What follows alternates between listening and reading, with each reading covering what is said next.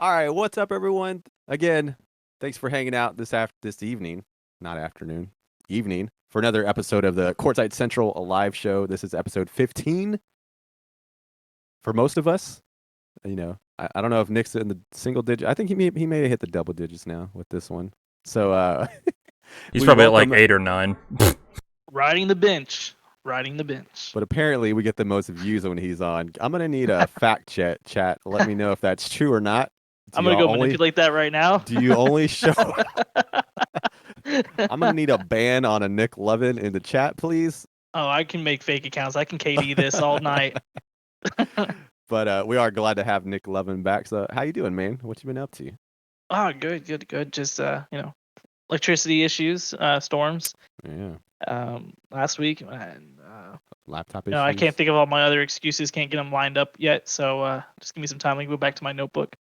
But Do you have a notebook been for good. this? Jeez. For excuses, yeah, I could just pick one randomly sometimes, or sometimes I go in an order.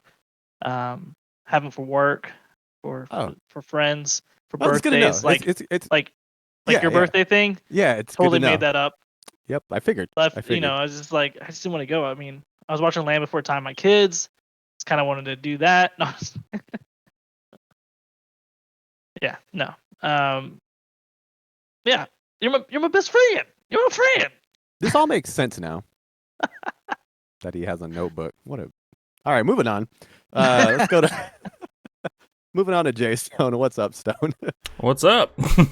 How's it going, dude? Oh, just Do you have a another notebook? Monday. No, I typically come up with excuses off the top of my head.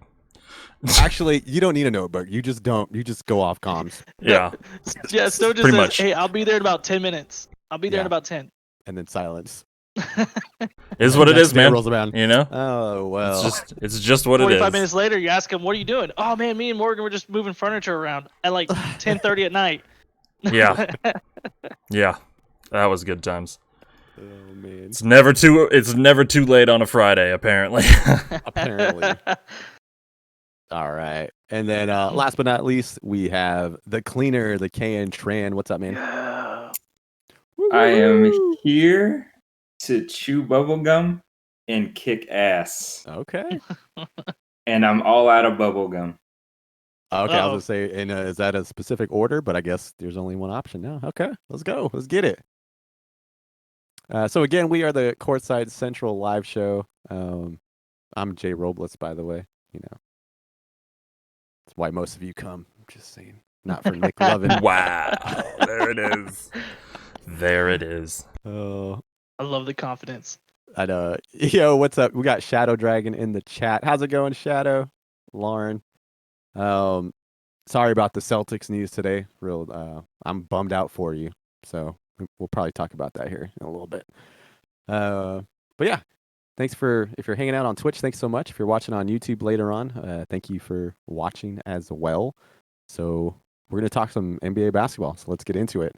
So the crossover pass, take the J. This is our rapid news segment, and going to try to keep this rapid this week because we got a lot to talk about.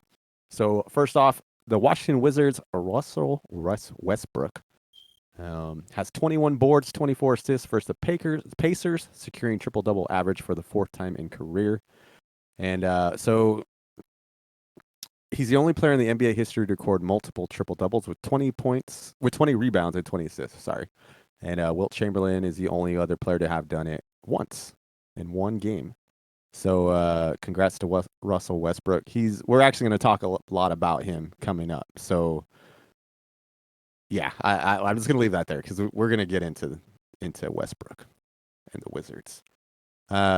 Next up on the list, Mambasita apparel line honoring Kobe Bryant's late daughter sells out in less than a day.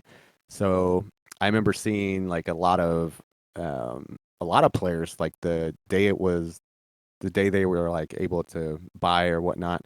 I remember seeing Steph Curry, Draymond Green, some other players like all wearing the Mambasita apparel. And so Kyrie Irving actually bought hoodies for the whole Nets team. So that's pretty cool. And if you don't know what that is, it's apparel to honor Kobe Bryant's daughter, and so who passed away in that tragic incident. So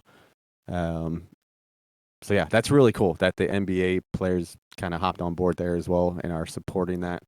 And I don't know what's going on with the Kobe shoes or like that brand, but at least they have the Mambasita brand now, so that's really cool.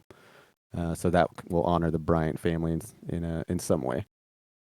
And let's see, moving on to the next one. Charlotte Hornets forward Miles Bridges has entered into the league's health and safety protocols, and there's a current expectation he could miss multiple games, according to Adrian Wojnarowski. Woj. I want to say Woj. Is that? I don't know if y'all know about that. Is that just because like COVID stuff, the Miles Bridges thing? I don't know about the details, but every time I hear stuff like that, I always think that they hit the strip club.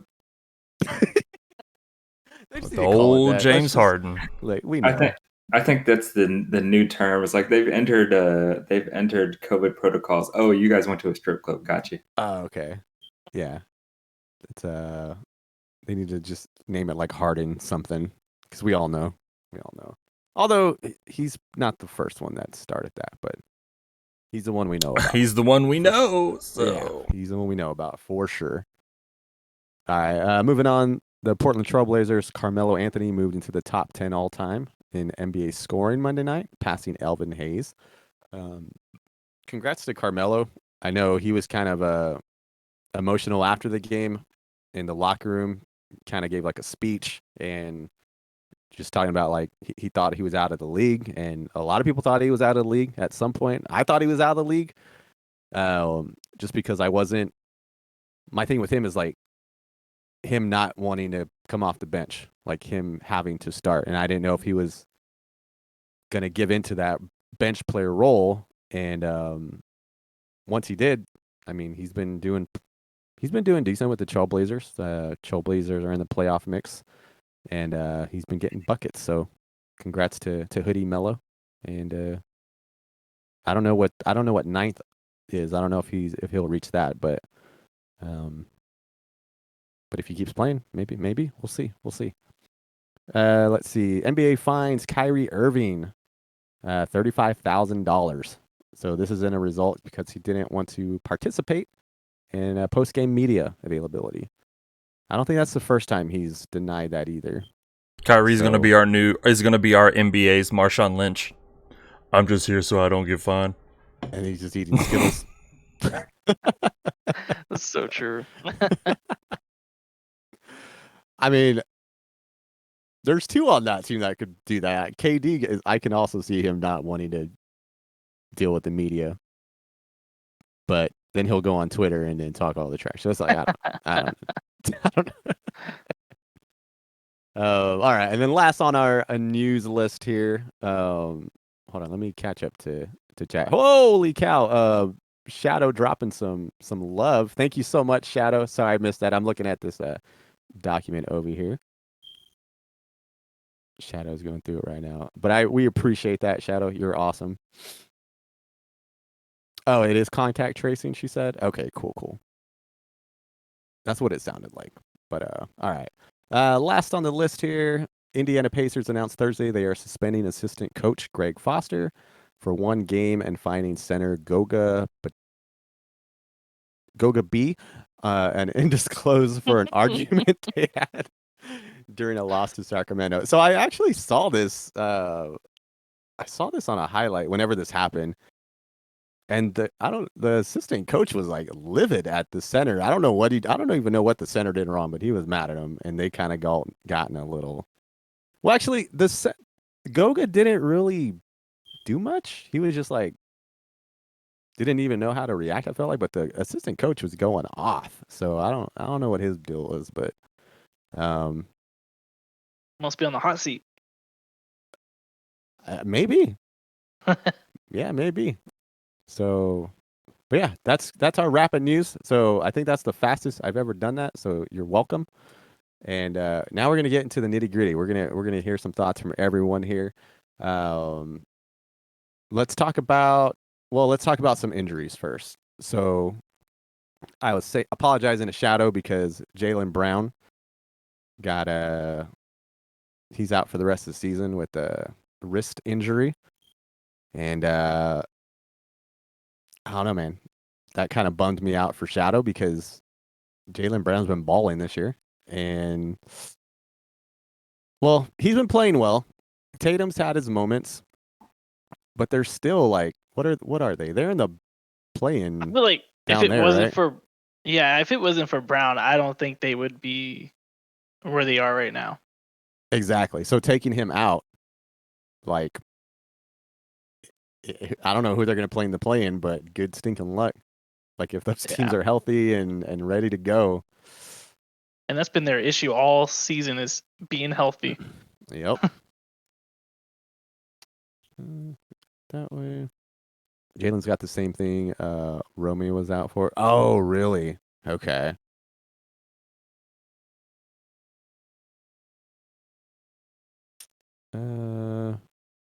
Yeah, that's kind of how I feel too, Shadow. I feel like he's gonna be. Y'all are gonna miss him for sure. So another injury that had happened, and this one kind of hurt my fantasy league last week. But Boo-hoo. Yeah, boo-hoo. Shut up, Stone. The Kings' Tyrese Halliburton expected to miss the remainder of the season. So he's a young rookie from Sacramento, and yeah, he's expected to make a full recovery, but and the race for Rookie of the Year. Oh yeah, I mean it's already the end of the season though.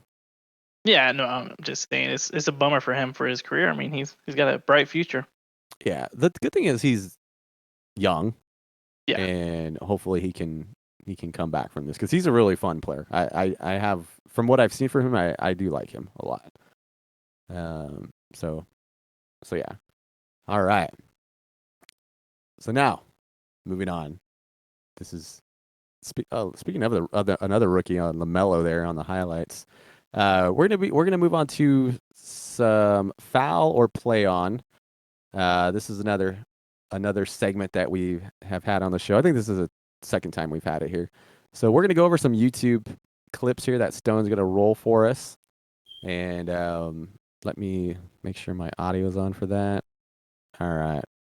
Yeah, let me know when you guys are ready. Can you all see the video there? Nam and Nick. Mm-hmm.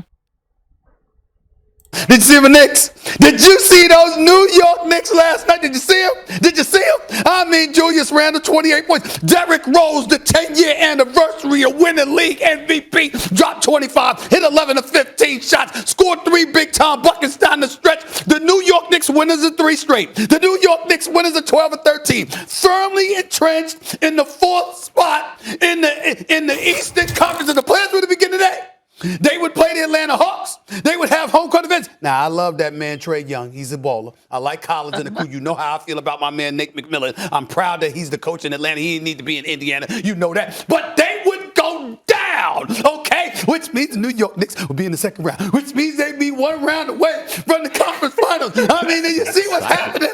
Do you see what's percolating? Brooklyn what? Brooklyn what? Brooklyn what? Philly what? What? Forget Milwaukee. What's up? The New York Knicks in the house. I mean, it's a beautiful day, y'all. It's a beautiful day. I'm telling you right now, it's something special to behold. You got Julius Randle trying to copy off me his top 5 candidate for league MVP. I got him top 4. Top 4. I got him. Listen, Jokic, Chris Paul. We want to put Embiid in there. We'll do that. Where's Dame? Excuse me? Dame. I'm sorry, Dame is split. Portland is struggling as of late. It's not his fault, but Portland is struggling as of late. Okay? Julius Randle, playing with, supposedly with nothing. Evidently, they got something. The number 1 defense in the NBA. Number 1! No, Brooklyn what? Brooklyn what? New York City, baby. All right. Brooklyn what? Oh my God. You know he has been waiting a long time to say this stuff. Like, my God. Shadow said Stephen F. and A. Smith. My God, man. He's just on one. Woo. Oh, man. All right. So as you can see there, when we talk about the New York Knicks, is this a foul on Stephen A, or is this a play on? You know, y'all kind of agree with him here. What Actually, I've got something for this. I don't know if you guys will hear it, but I know the stream will. So for each of you, I'm going to let you guys go individually and let me know if you think it's a let him play or a foul. Oh, let's go. Y'all can go, Nick. I need to take a sip of coffee. I'm gonna say let him play, but I kind of want to hear this. All right. I mean, are you sticking with let him play? I'm gonna stick with let him play. Let him play. Let the boys Let him play. I don't know if you guys can Yeah. hear that, but Okay. you'd have to check it on stream. Okay, now that I know what the let him play stands for, it sounds like, I'm gonna say it's a no, I'm Nope. just kidding. Did y'all hear that? Well, I turned up the Twitch volume. Oh, on Twitch. Okay, gotcha. Yeah, you might have to listen through stream because Discord won't pick it up. Nah, that's fine. That's fine. Oh, gotcha. All right. Yeah, same here. Let him play. Let them play. Let the boys play. Hmm. I can hear it on like my it, end because it's Stoke. playing through my PC. I love but it. Let him play. You know what? Stephen A is a homer. That's his team, the New York Knicks. He's excited. They've been playing well on, especially defensively. That team, and then with Tom Thibodeau, with the reins, he's making him work hard. Let him play. Yep, I'm with you. Let them play. Let the boys play. Let him play. Let him play, coach. Let him play, coach. Shadow loved the audio. I'm going to go back and listen to that because Let him play, coach. She also says Stephen A needs to stay out of her Adderall. I mean, that's what I'm saying. Like he's been waiting for this. You know what I'm saying? And like I mean, he was is sad. so pumped. He was Brooklyn, depressed. He was depressed when the New York Knicks didn't get that Right. pick to get Zion. He Right. was like crying at the window. So you know what? He's happy right now. Let him be. Let him be. Absolutely. We got Kage in the house. What's up, Kage? Good evening. Good evening. All What's up, right. Cage. Moving on to the next one. Stephen A and Perk react to LeBron with some words he had to say about the play-in tournament. So let's go ahead and roll that footage. We hear the Lakers' woes, rightfully so. NBA champion Kendrick Perkins here with us. Perk, top of the morning to Big you, Perk. sir. Good morning, my good people. Good morning, good morning. And I'm going to start with you. I want to focus, though, on LeBron being salty about the play-in tournament. How does that make the NBA look, Perk? It makes them look good. It makes the NBA look good because guess what? It shows that they ruffled the feathers and they're holding guys accountable. And some guys are going to be mad. LeBron James is not the only guy that's mad about the play-in tournament. I heard Luka Doncic and Mark Cuban complaining about it. But guess what? I actually love it because we all know throughout the history of the NBA towards the end of the season, it starts to get boring. People don't want to watch it. People are not engaged. But with the play-in, it holds everyone accountable. I look at last year, right before the bubble, when Damian Lillard came out and said, I'm not going to the bubble unless I have a chance to compete for a title or a chance to get into the playoffs. He actually embraced the play-in tournament and actually went out there and handled his business. So I love it. As a former player, throughout the course of a season, certain teams tend to relax and take games for granted. In this case, you can't do that anymore because you'll find yourself in this position. Now, who LeBron should be pissed off at, and y'all know LeBron is my brother. I've been knowing him since the age of 13, played with him for 2 years in Cleveland, et cetera, et cetera. But who he should be mad at is his teammates because before he got injured, they were a top 2 seed in the Western Conference. He should be mad at them for not Preach. holding the fort down. For me, It's a good point. here's my deal. I don't necessarily disagree with Perk. I wasn't a fan of the playing game because my attitude is that when you look at some of the teams, particularly teams that are below 500, I don't even want you in the playoffs. If you can't be 500 during the regular season, I don't even want you in there. I think there should be a rule against you being in the postseason if you're not even a 500 team. That's just my personal opinion. But upon further thinking about this, I don't really have a problem with it because I hear where Perk's coming from and where Max has come from in the past in terms of teams being held accountable and not being able to take those nights off. Here's what I will say that does make LeBron not look so good about this position. You weren't saying this when y'all were a top 2 seed. There it is. You're saying it now. You see what I'm saying? You're saying it now because you find yourself having to compete to avoid bubble play. And that's something that he needs to reflect upon. And like Perk said, you should be happy. You should be upset at your teammates because the Lakers should not be this bad without LeBron James. Yeah, you don't have to be what you were with him, but you could at least be a 500 team. They're like 8-14 in their last 22 games or so. That's unacceptable. The fact that you've fallen off to this degree should say something, particularly when you've played with LeBron enough, where even though he's the catalyst, Max, and he leads the way, you've been with him enough to know what you're supposed to be doing, even when he's not on the floor. And the fact that that doesn't appear to be the case and everything's a bit discombobulated, we got to look at Frank Vogel right now, but we also got to look at the rest of those players because you shouldn't be falling apart at the seams like this. I want to address that before. I mean, Yeah, Alex Caruso. yeah. Step up. Shut up, Max Kellerman. You lost all credibility when you took Iguodala as your guy you trust to take the last shot. What? Did you not ever hear that clip? Oh, I probably did. Maybe Oh my that's god. why. Yeah, it was Maybe. so like he gets roasted all the time now for his like hot takes, and like that's the one people roast him on is because I forget who was asking him, but someone asked him like, you know, Was this when he was with the Warriors? who? Steph? Iguodala. Yeah. They were like last shot, you know, et cetera. Who you got? And he's like, he said Iguodala, and everyone's just like, Okay. you're a professional. Before we're done, I'll pull that clip up so you can see it. And Go back to covering boxing. I'm like, my god. Yeah. Goodness. All right. So off that clip, foul. Let him play. Let's hear it. I mean, you know, I was wondering if Stephen A. was going to say it, and he did finally, that LeBron wasn't saying all this stuff when they were winning, when they were like the 2 seed or whatever. Like he didn't have an issue with the play in then, and if I remember right, I could have swore I saw where he was actually for the play in, and now that he's potentially on the outside looking in. You know, now he's not for it. Well, you know what, dude? Like, I'm not really a fan of it anyway, just because, you know, I'm just, it's not really my thing. I mean, it is what it is, so I'll roll with it, but you were for it before, and now you're flipping. Sorry, man. Like, you can't just flip because now you're potentially outside looking in. That ain't how it works, so that's a foul. Oh, that's a foul! Oh, man. It's good stuff. So you're a foul on LeBron? Yeah.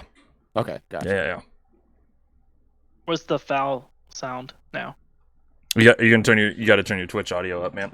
He has it. He's ready. All right, well, I mean, someone else. It's on. Play it for him.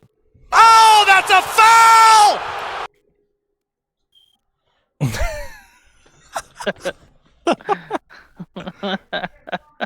I'm sad I can't hear that in here. It's okay. Yeah, I wish there was a way for me to play it through Discord so you guys could hear it, but there's no way for me to actually do that. Nah, it's all good, dude. It's all good. Stone, everything that you just said, I agree with 100%. The team should be carrying too.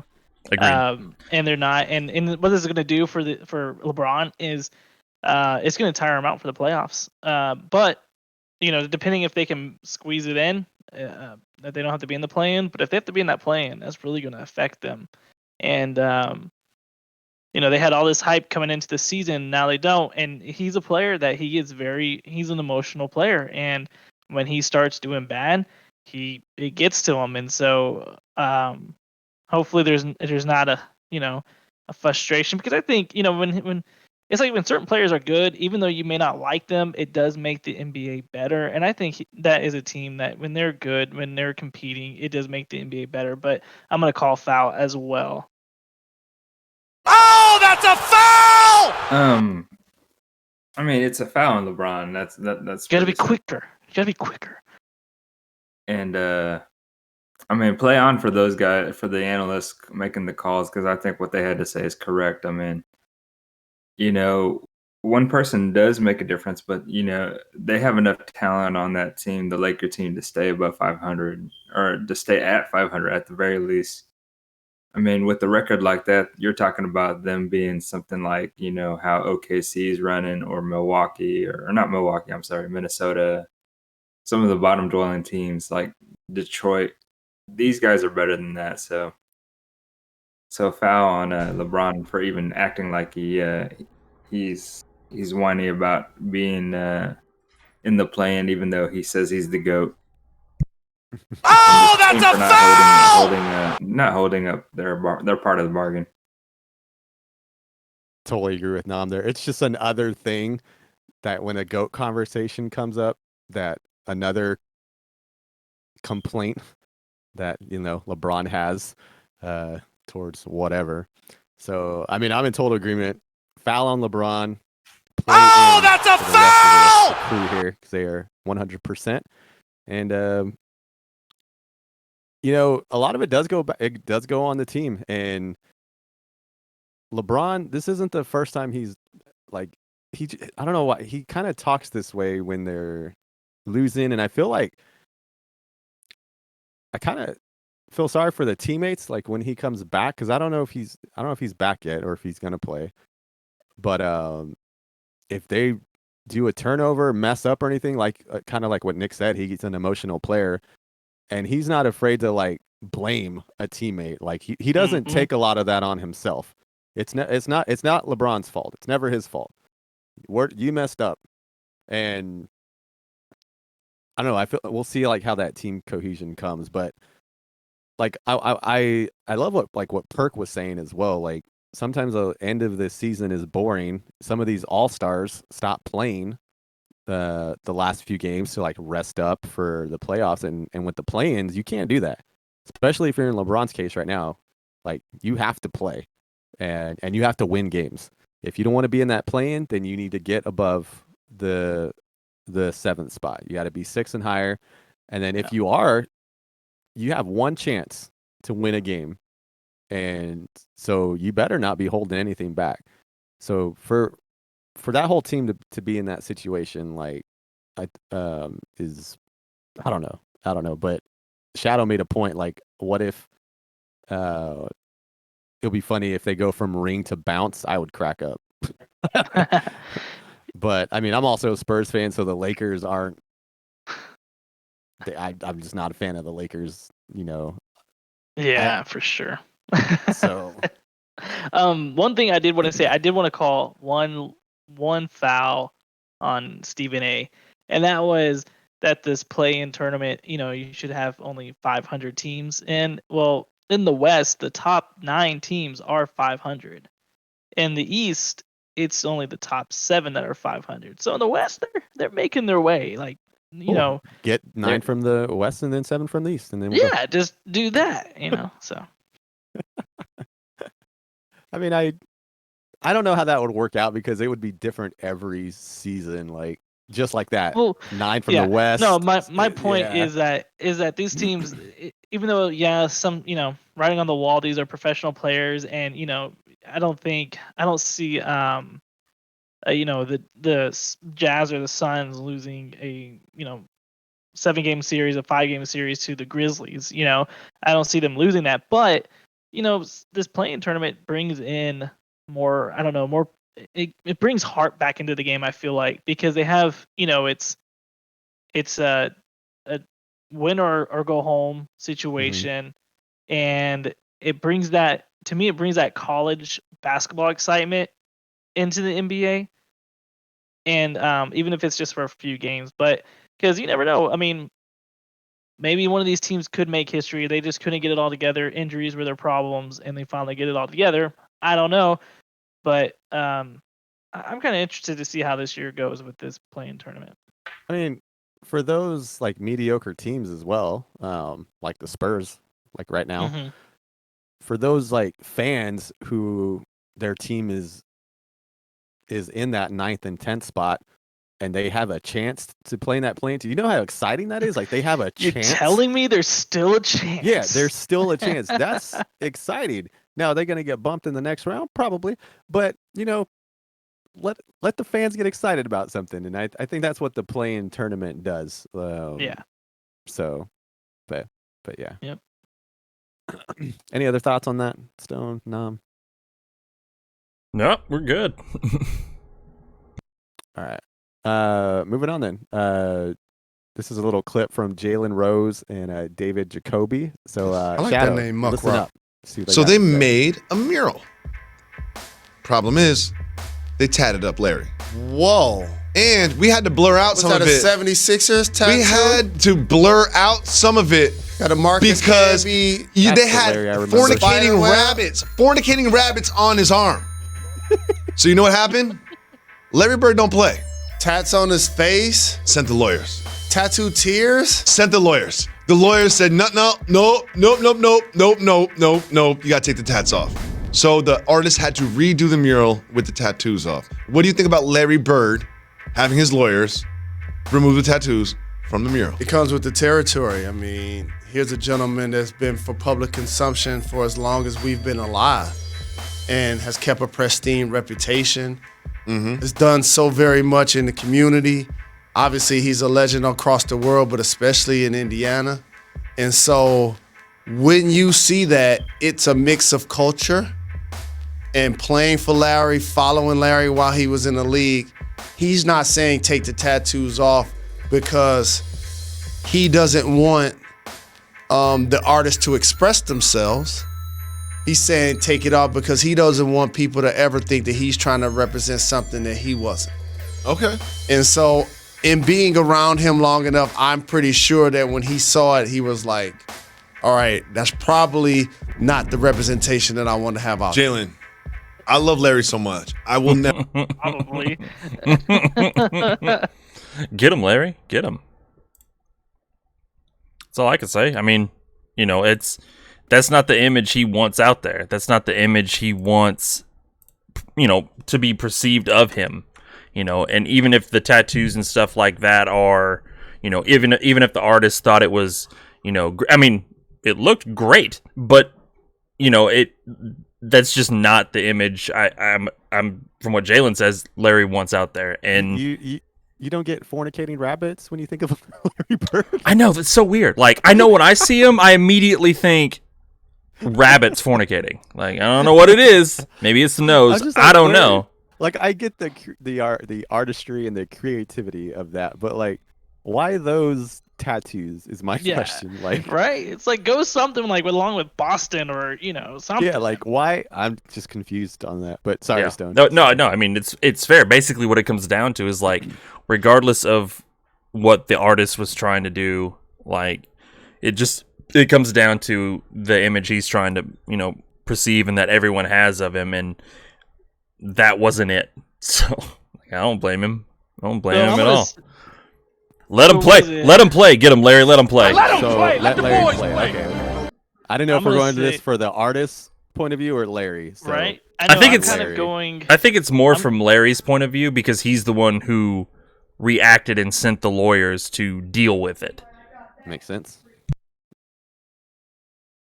All right, Well, Nick. I'm gonna say, I like the painting. I think it's great. No, I'm just kidding. I was just trying to get Shadow worked up there. No, no, I mean, yeah, I agree with what Jalen Rose was saying 100%. That's not Larry Bird. Everything that Stone said, I agree with. It's not him. So, Larry, play on.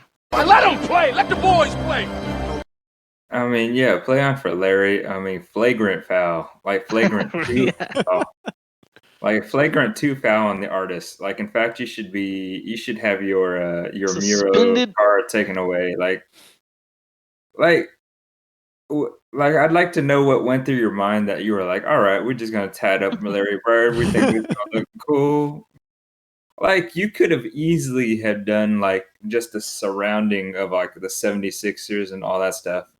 Like, did kind of a graffiti surrounding around Larry instead of actually doing tats on him. But I don't know, man. Artist vision is definitely interesting. That's like the Joker in Suicide Squad right there for sure. Yeah. Definite foul on the artist. And that's Larry's image. Like Jalen Rose is saying there, like he's ever since he's been in the NBA and been a star, he's been out there for public consumption. And I don't I wouldn't want me out there with painted on a mural with rabbits doing it, and then a team that is on doesn't make any sense. So yeah, Larry is in the right. He can do that's his that's him. So it's I don't know why the artist did all that, because if it was just the mural of Larry, that was a good mural of Larry. It looked really good, but besides the tattoos, and Nam said, they could have put the other stuff around him or anything. And it's I don't mind the tattoos necessarily, but if they made a little more sense, I think is where I don't know if the artist was on a good thing and then something happened. It's he and took some drugs. Yeah, and then he was oh, I can do this, and this. His mind just went, and yeah, so foul on him for that. So, but I think he did take the tattoos off, and I guess the mural's still there, is what it sounded like. But it's just Larry, not the weird tattoo. So good for the artist for listening and doing that. So, well, I guess Larry got the lawyers involved, so he better have done that. So yeah. Let's see. Go look in your garage. You got your nice. All right. Moving on to our next clip here. You can already see Luka being interviewed there. So let's go. Let's see what Luka has to say. Looks like a man-child, man, right there. Joining us from Dallas, where the Mavs winners over Brooklyn, 113-109. Look, Luka, you guys know going into the games where you stand, what's riding on games. I mean, we talked in our pregame show about the fact that if Brooklyn came in and beat you guys tonight and the Lakers were able to win, you're dropping from 5 to 7. But you win tonight. How big was a win over a quality team like Brooklyn? I mean, they're obviously a championship team. They have all the great pieces, but we really came out strong, and obviously Kyrie had an incredible game, but we were able to close the game. Luka, Shaq here. No doubt you're a great player. At what age did you learn how to trust your teammates? Because the true definition of a great player is one that keeps his guys involved. We all know you have the ability to shoot over people, go around people. But at what age did you learn to draw the double team and then kick it to your teammates? I mean, I think in Europe, obviously in Europe, the first thing they teach you is post up and passing. That's the first thing they teach you. So, I think since EuroLeague, when the court is smaller, they always double team. And, just learning to play every game like that. Luka, when you look on the sideline and you see the great Dirk Nowitzki there and you see President Bush there, that get a little pep in your step?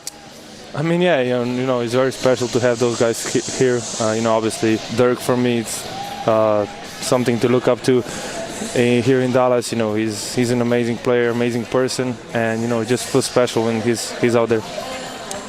Luka, you look at the West and you see a plethora of injuries around. The Lakers are in full strength. Your team is in full strength.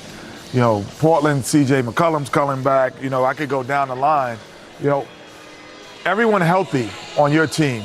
What would propel you to be that team that says we are now contenders and not just a playoff team? I mean, I think obviously this season injuries are because it's a crazy rhythm. We play almost every other game, a lot of back-to-backs.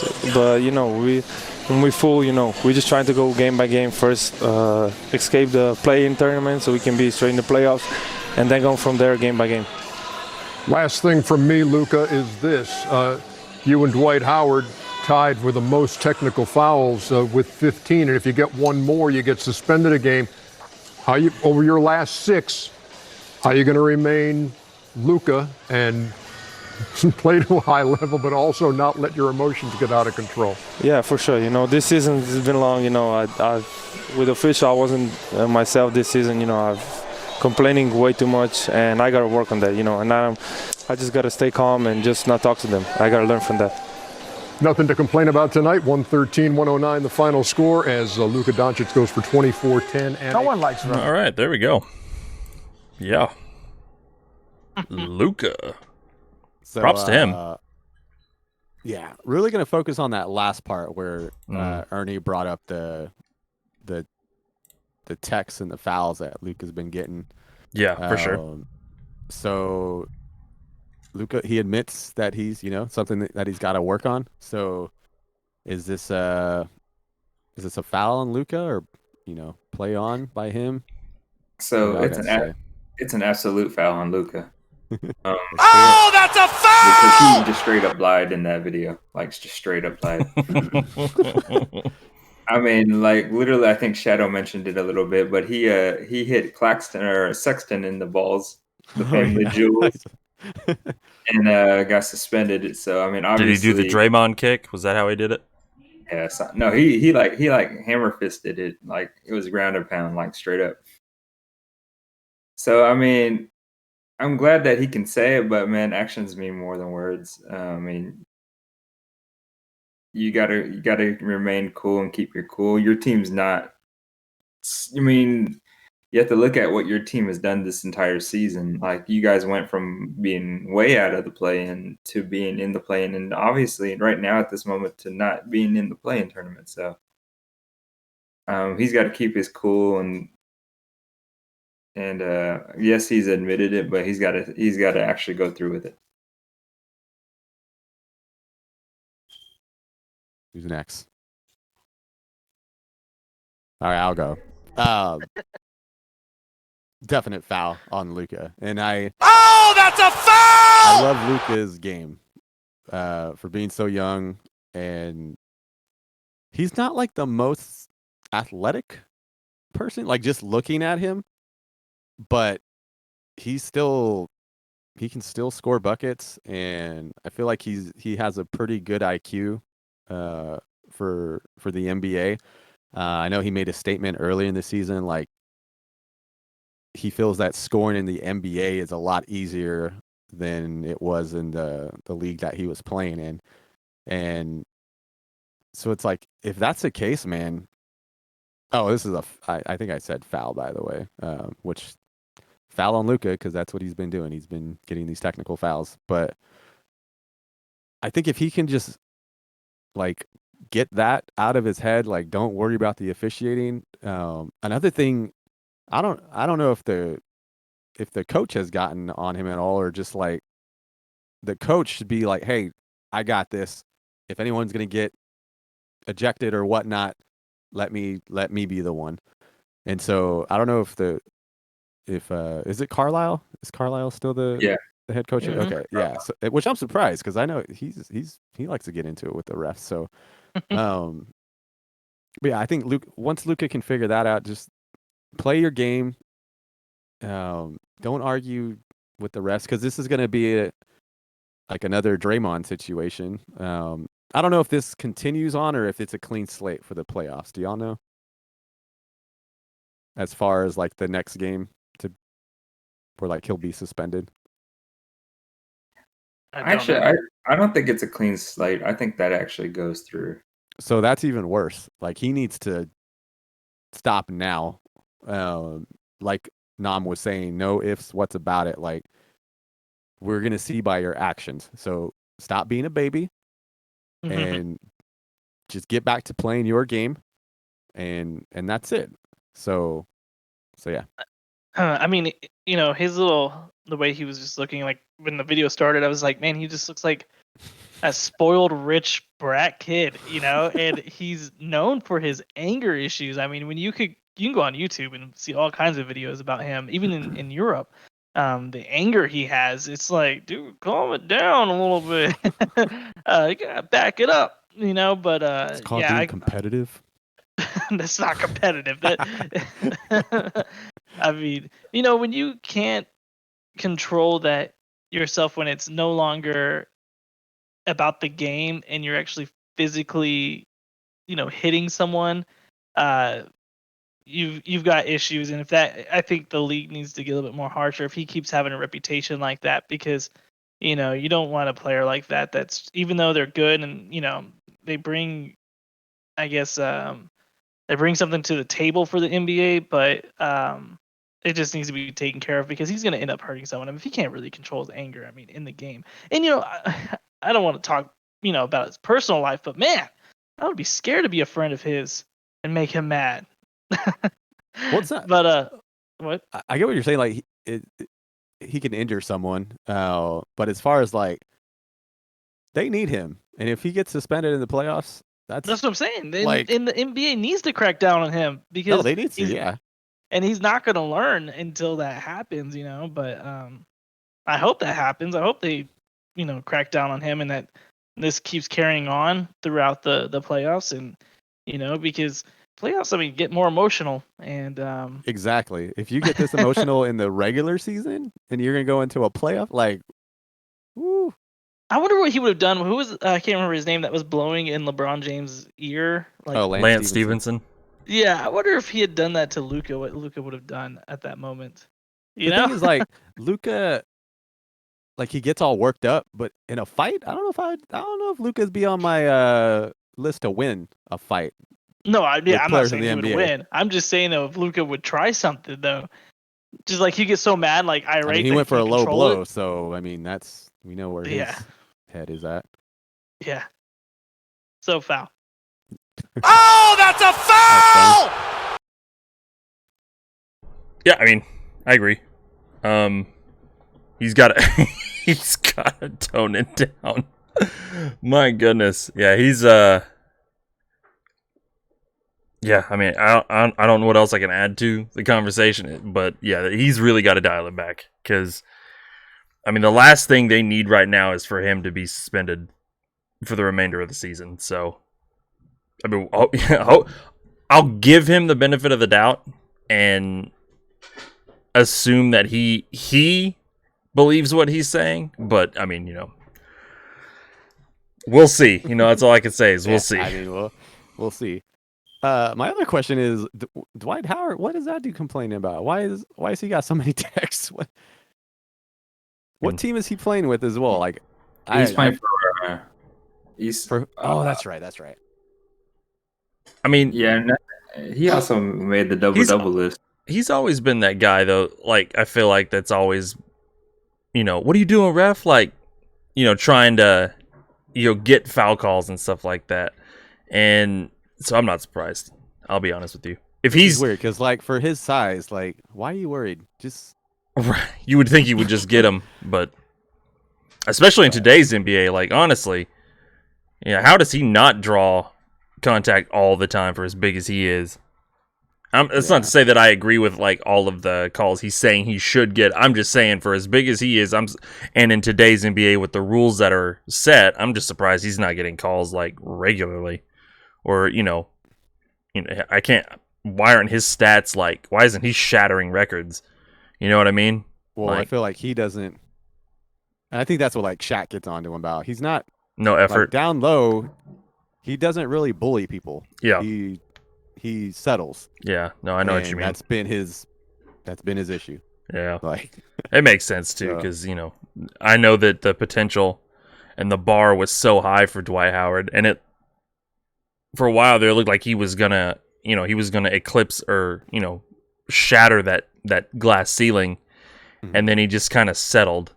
And I know that like you just said, Shaq and guys have sort of been on his case about that. Like, you're a big dude. Like, you shouldn't just be settling for guys. Just like, you should be aggressive as hell with them. Yeah, because you can't shoot, so you're gonna have to gotta make it up somewhere. The basket as you can, and you can't shoot free throws either. So, but yeah, I kind of feel like him too. Like, he needs someone who's going to be a leader and get on him. And I feel like that's kind of what, like, when he went to the Lakers situation, it's like, oh, okay, we're playing for a title here. This is LeBron's team. To where before, he wasn't that guy to, like, get a group going. Before that switch to LA, like, who was going to tell him what to do? Like, exactly. that he would, that he would think, okay, I should, like, I respect you enough. Okay, we're playing for a title. I'm gonna give you my best effort, kind of thing. Whereas Yeah. You know, like you said with the LA and LeBron, it's like, okay, I know the team I'm going to and who's on it, and slacking off ain't gonna cut it. So, what Shadow says, an apology without change behavior is not an apology. Right. Exactly. So we'll see what Luka does. We'll see what he does. All right, moving on to our last Fowler play on. This is another segment from the Inside the NBA guys. So let's see what they have to say. Which one is this? I don't think I have this clip. The Inside guys debate the importance of others. Oh, that might have been a clip that just never showed up. Like that the link didn't actually click in the notes. You just have to copy it, yeah. But can you pull it up? I can send it to you if you. Yeah, go ahead and send it to me real quick. That Okay. shouldn't be too long.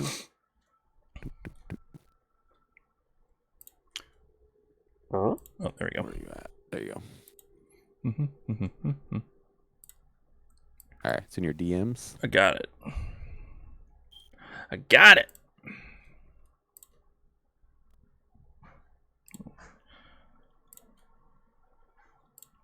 The takes that you guys have all had in the pregame show and here at halftime, because you're talking about Joe Harris, you're talking about DeAndre Jordan, you are talking about James Harden. Well, because, Ernie, listen, Shaq always talking about them others.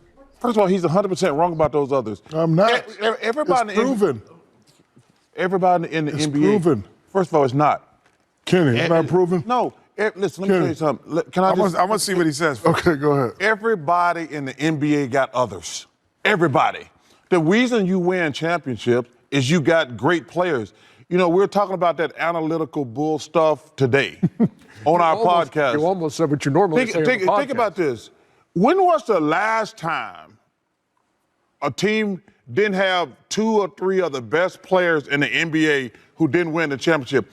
All these other players, first of all, everybody in the NBA can play. All these guys can play. But until you have great players, that's what separates the good teams from the championship teams from the good teams. See, for me, I hear what you're saying, Charles, but this is where I would defer to Shaq. Shaq has been, because Shaq has been there. There are great players in this league. However, all of a sudden they start winning championships. Why? Why do these great players, why does Kevin Durant not win every year? He's got to play against LeBron. He's got to play against Giannis.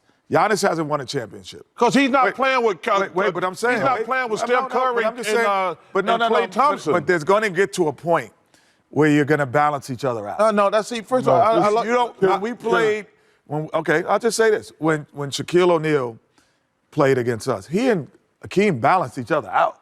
It wasn't like he's going to dominate Akeem and Akeem's going to dominate him. And when we decided to double, what did Akeem do? He kicked it to the other. That's exactly right. That's my point. But everybody, that's my point. But Kenny got to hit those 7 threes. Yeah, I know that. But I'm saying you have to take the ball out the great player's hands. Okay, so when you take the ball out and get it to the others, those others. But I'm saying, but that's my point. Right, thank you, Kenny. They got to deliver. Every NBA team got other players. But everybody else don't don't deliver. have stars. No. I disagree with that. No, come on, Chuck. Everybody who has, as you say, others, they don't have guys who can deliver. They have guys who are others, and then they have guys others who deliver. And others who deliver and get the job done. Rick Fox got the job done. Robert Horry got hold on. the job done. Hold on. Did Chris Bosh get the job done in Toronto? No, he did not. Oh, that's my point. Right. So he got the job done, and listen, this is not a slight on Chris Bosh. See, that's why you guys always talk about who wins the championship. You consider an other? Yes. Okay. Right. He was the others. Wait, did He you was an all-star, NBA all-star. Whoa, they got 25 of those every year. Yeah, but that's my those point. guys, when you say, listen, this is what I'm telling y'all. When you have to drive the bus and you're not just riding on the passionate. bus, that's like when that you're a quote. star. And listen, no one's debating that. We're talking championships. You win a championship when you got the best players. No, and Shaq always talks. I don't think the Detroit Pistons, when they beat the Lakers, we had the best players. Yeah. I don't think they had the best players. They had 3 Hall of Famers. They had 4 Hall of Famers. Chauncey Billups and those guys. Oh, and the Lakers were 102 years old. The Lakers they were awful. Oh man. All right. Yeah, Well, I they're all mean, passionate. yeah, and yeah, I agree with Charles. Sorry. Okay, why? Elaborate. Oh, he's leaving. No. Oh, okay, or not. I'm out. Oh, he's gonna say that. He just he's pulled a gonna walk. KD right now. Just I'm gonna go to better teams. Oh man, Is that a KD or is that a LeBron James where the dude asks LeBron a question, he just gets up, grabs his suitcase, and walks off? All right. So he agrees with Charles. All right. Nam, what do you got to say, man? I see what Charles is trying to say, but I agree with Shaq on this. When we talk about like the main role players, and we've talked about it before in our previous episodes, where who are the guys that are going to deliver? And when we say other players, we mean like the role players that are going to deliver. Like when you think San Antonio, you think of like Manu Ginobili as the sixth man that delivers off the bench. Mm-hmm. Tony Kukoc from Chicago, Steve Kerr, Jud Buechler, like people who played and delivered and stood up and played well whenever they needed them to. Rajon Rondo. I mean, yes, they're all great players, but I mean, if you had let's say Detroit right now, Detroit Pistons, if you had a team that had like two superstars and then the Detroit Pistons team, like they're not a championship team, maybe because you feel that way because of the two superstars, but without the role players, they're not a championship team. All right, so was that a foul or let him play? Oh, I call it a foul on Charles. Oh, that's a foul! Yeah, you got to elaborate, Stone, on what you just what you were saying. Do I agree with Charles? Yeah, sorry. And then you just walked off. Yeah. Mic. No, like I agree with Charles because I think what he's saying is like, no team does it with just one guy. There has to be others, right? There has to be a two or a third guy. And what's weird is when when you listen to Shaq and those guys talk about they have to deliver. Yeah, so does every player on the team. Like delivering, that's a requirement for everybody. If you have a starter in your top five and he's not delivering, you don't just go, well, he's not one of our all-stars, so it's whatever. No, you expect him to deliver. That's why he's a starter. Every player should be delivering. I think the way I was taking what Charles was saying is the teams that win titles are the ones that have all-stars, but also have others that can, that are big too. Case in point, when anyone talks about Michael Jordan, they all say that he couldn't do it without Scottie. It's hard to disagree with it a little bit. Everyone knew the all-star Jordan was. He showed it before Pippen got there. But then what happened? Pippen got there. It didn't happen immediately, but it changed. Now, again, like I said, a lot of people want to credit that to Scottie and say, without Scottie, Jordan doesn't win. That's not, I mean, maybe not. Who knows? Who knows what happens to that team if they don't get Scottie? But LeBron couldn't do it in Cleveland. Why? Because he had no number two outside of Kyrie that could deliver. Like, it wasn't working. So he goes to where? Miami to go join up with Dwayne Wade and Chris Bosh.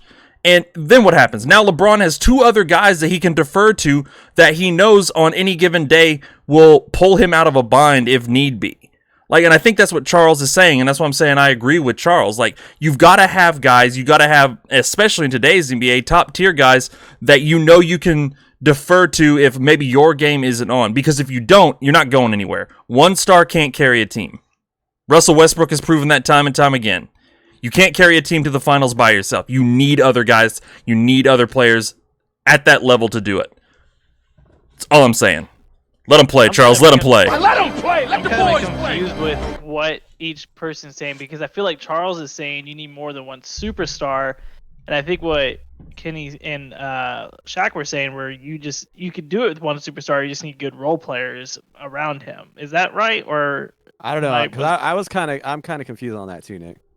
Yeah, because so that's why I was just saying that, like, that was my interpretation of what they're saying, because Charles kept bringing up like all-star guys, those big names of guys that would team up or something, and then it felt like Shaq and them were bringing up just your average Joe players that need to deliver on a team, and so that's why I was saying, like, every player should deliver on a team.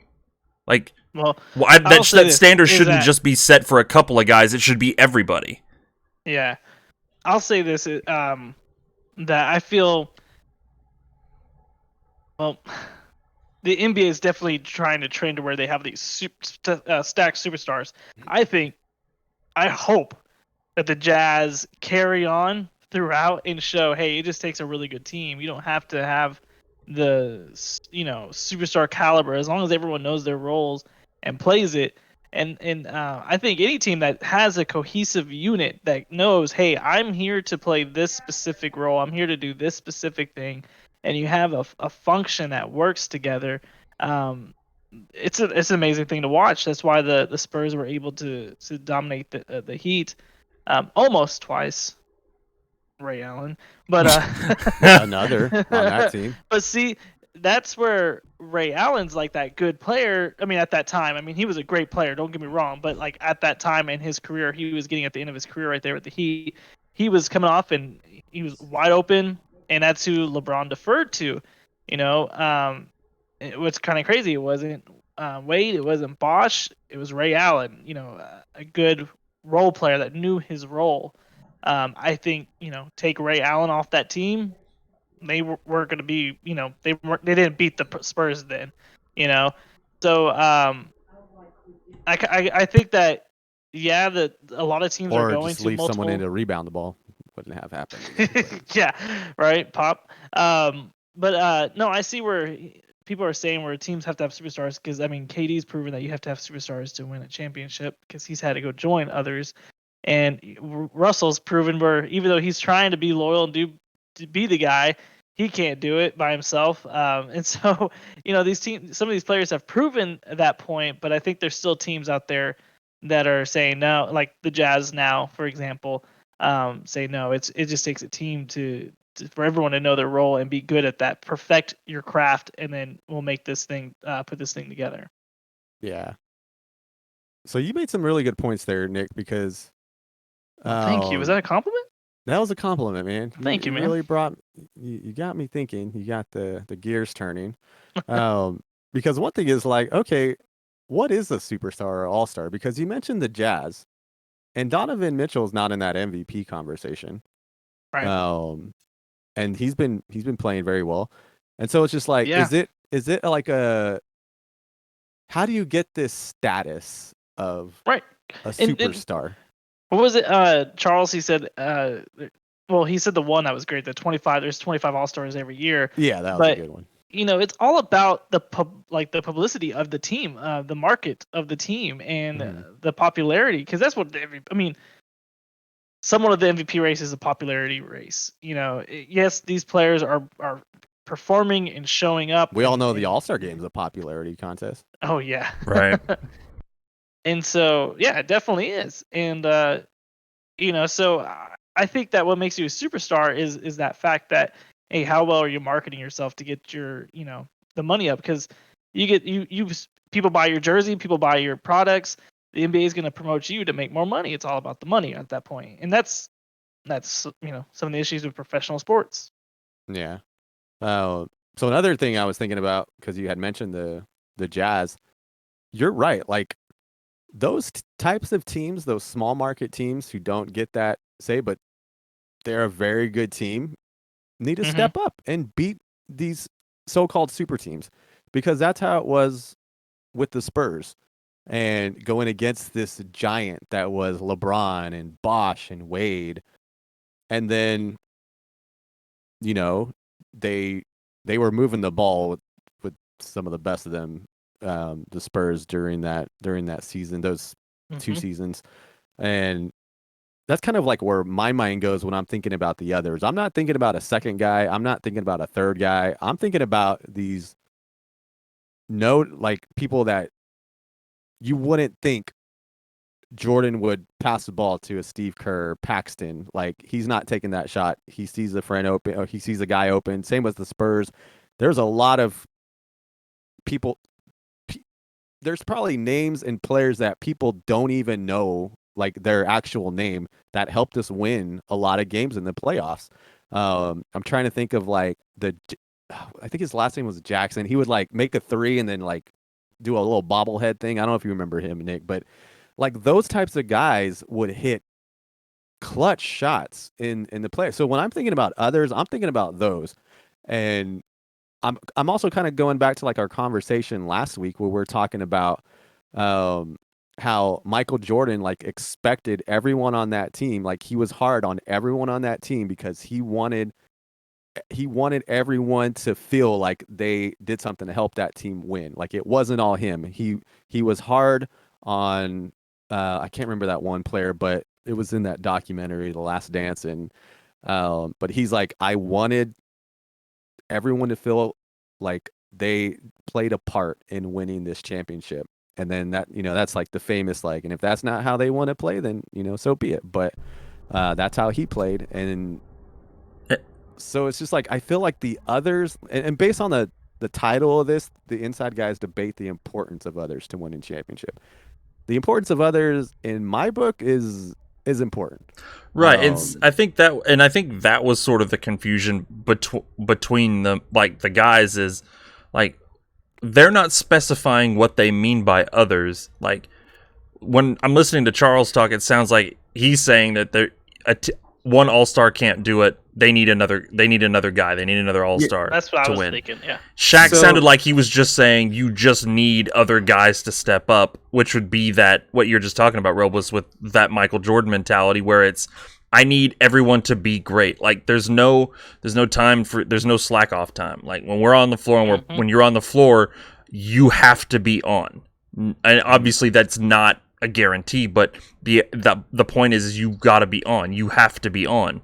And if that's what Shaq is saying, and going back to the title of the video, then I think we would all agree you have to have guys, that will play well and play good basketball for you. Because if you don't, you're not getting anywhere. No matter how good you are. And I feel like in the West, especially right now, like you have the Phoenix Suns and the Utah Jazz at the top of the list. This is your time. Like everyone's been talking about the Clippers, the Lakers.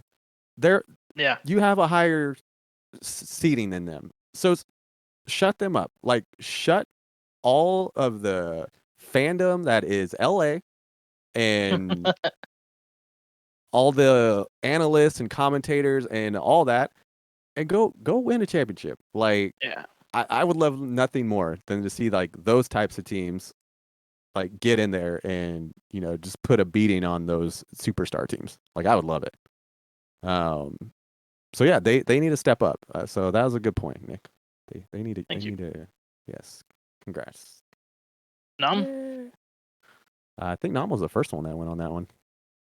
That was Stone. No, Stone said, let him play, and then he walked off. Mic drop. Oh, yeah, that's Deuce. right. That was like... And then Nom took it. But if you have anything else to say, Nom, go for it. I mean, the best example of a team that didn't really have any superstars that won is the Detroit Pistons. Mm-hmm. Yeah, that's one that came to mind.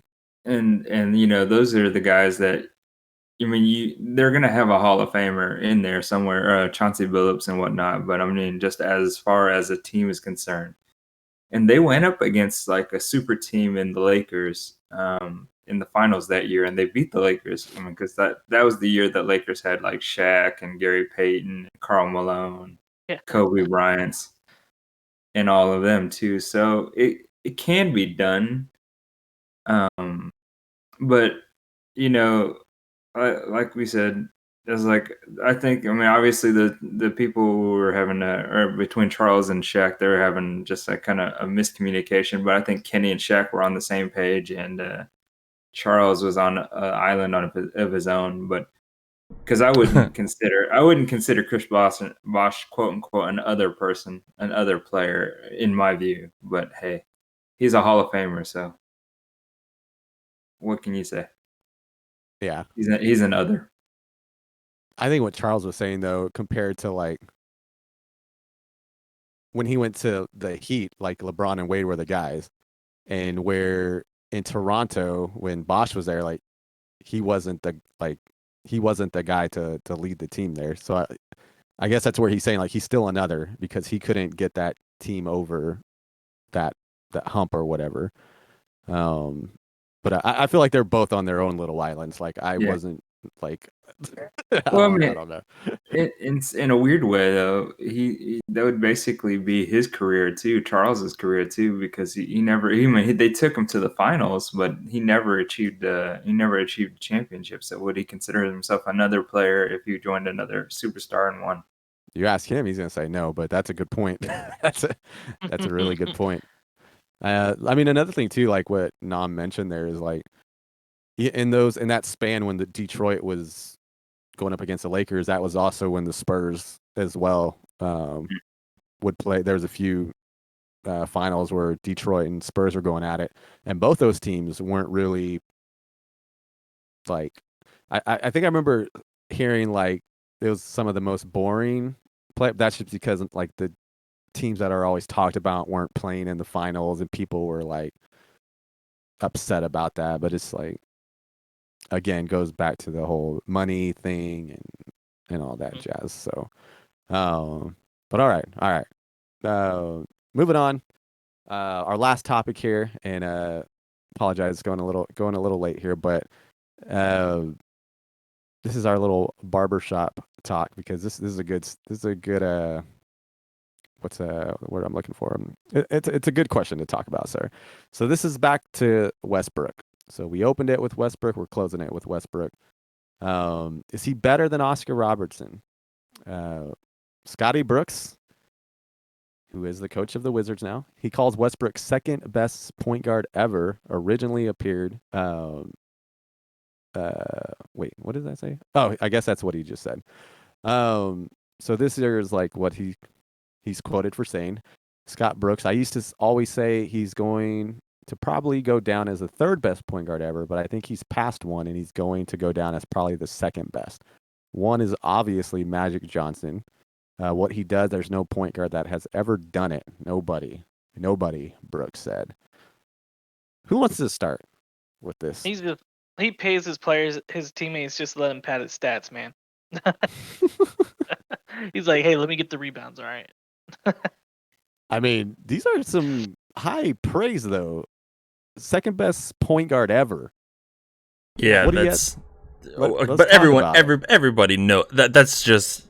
I think that's just him caught in the moment. Like, I'm sorry, I would say Steve Nash is even better than Westbrook. Like, I don't think any true NBA fan would ever consider Russell Westbrook to be the number 2 best point guard ever. Like, I would have to know why they think that. And if it's just triple doubles, then that doesn't work for me. Like, it really doesn't, because exactly. How this breaks down, triple doubles are an individual stat. That's all it is. Is it though? It is. I want someone to explain to me, because I'm curious, because I really want someone to explain to me stat padding for one. Well, okay. And so I would like to know why that's an individual. It's an individual stat. How? because the stats only show up on his sheet. Are we talking about Bradley Beal here? Are we talking about the other players on that team? Like, the only thing on his stat sheet, the assists, that's the only stat on there that he has to rely on another team to a teammate to score. But other than that, it's all him. Those stats are only his. Nobody else on that team is getting credit for his triple doubles. It's just him. And I've said it before, even in Oklahoma City, I don't want to go far as to say that I think that he's stat padding and the team is just like, they're like, okay, we're going to let you do this kind of thing. But the reason I almost buy it is, and I've said it before, why do you have guys under the basket if you're just going to let Russell get the rebound? Well, I know this was a few years ago when Westbrook was with the Thunder, and I think ESPN was talking about the pat statting the pat statting. I'm super tired, but they showed clips of Steven Adams letting go of the rebound, like not rebounding, just like actually putting his hands up so Westbrook could go grab the rebound. That's not a box out move? No, there's nobody around. It was just him and Westbrook down there, and he just like, oh yeah, you take it, Westbrook. Don't yell at me. Well, and so that's where I see the teammates helping him get some of those. Well, sure. I'm sure that there are instances in where the team, like, the teammates want him to, they want him to get it. But, like, again, the scoring, I mean, that's all him. We can talk about how many shots he takes in order to get the points that he does, but the scoring is him. The assists are him.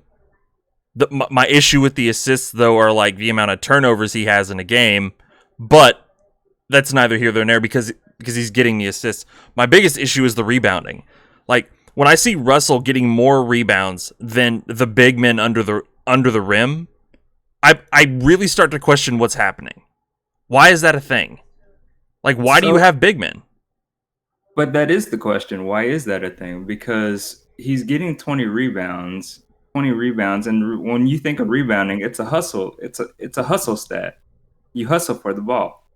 You have to figure out where it bounces and where to get it. And you can only name a handful of people right now who averages double digits in rebounding.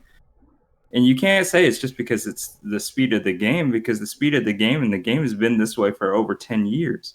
And we still don't talk about dominant rebounders besides like maybe Andre Drummond. Maybe. Andre Drummond's is a major rebounder, but a lot of centers don't average the double-double. They don't get the extra rebound. So who's going to go grab those? I mean, you can say about the whole Steven Adams, boxing out or whatever, because I think that's the common thread. But I mean, he did this in Houston, and what was he doing here in Washington? Yeah, but Houston, the tallest guy was 6'7"? I mean, they had no big men, so he was just going up and getting the. He's the most athletic. He's one of the most athletic point guards to go at, and so yeah, he's gonna be athletic and grab some of those rebounds. But the one stat that Oscar Robertson has him beat on is Oscar Robertson has a championship. Well, and he still does not. And I think that's what when you talk about Russ, because I know Skip and Shannon were talking about it this morning, but when people talk about Russ and the legacy and stuff like that, it's like, when you talk about greatest point guards ever and stuff like that, and where Russell ranks as far as people or Scott Brooks saying that he's the number 2 of all time, it's like that's his player. I mean, like I would hype up my player too, right? But that, like, logically, that doesn't make sense because triple doubles, only triple doubles, does not elevate you past guys that have won multiple titles. Like, regardless of how great that stat is, like, it just doesn't. You know what I mean? Well, it reminds me of when on the when you're out there playing basketball and then some guy's like, dude, I got 18 of our 20 points, but yet you guys are winning 19-18, and you're like, look, dude, scoreboard. It doesn't matter if you got 18 of the points, we're still beating you.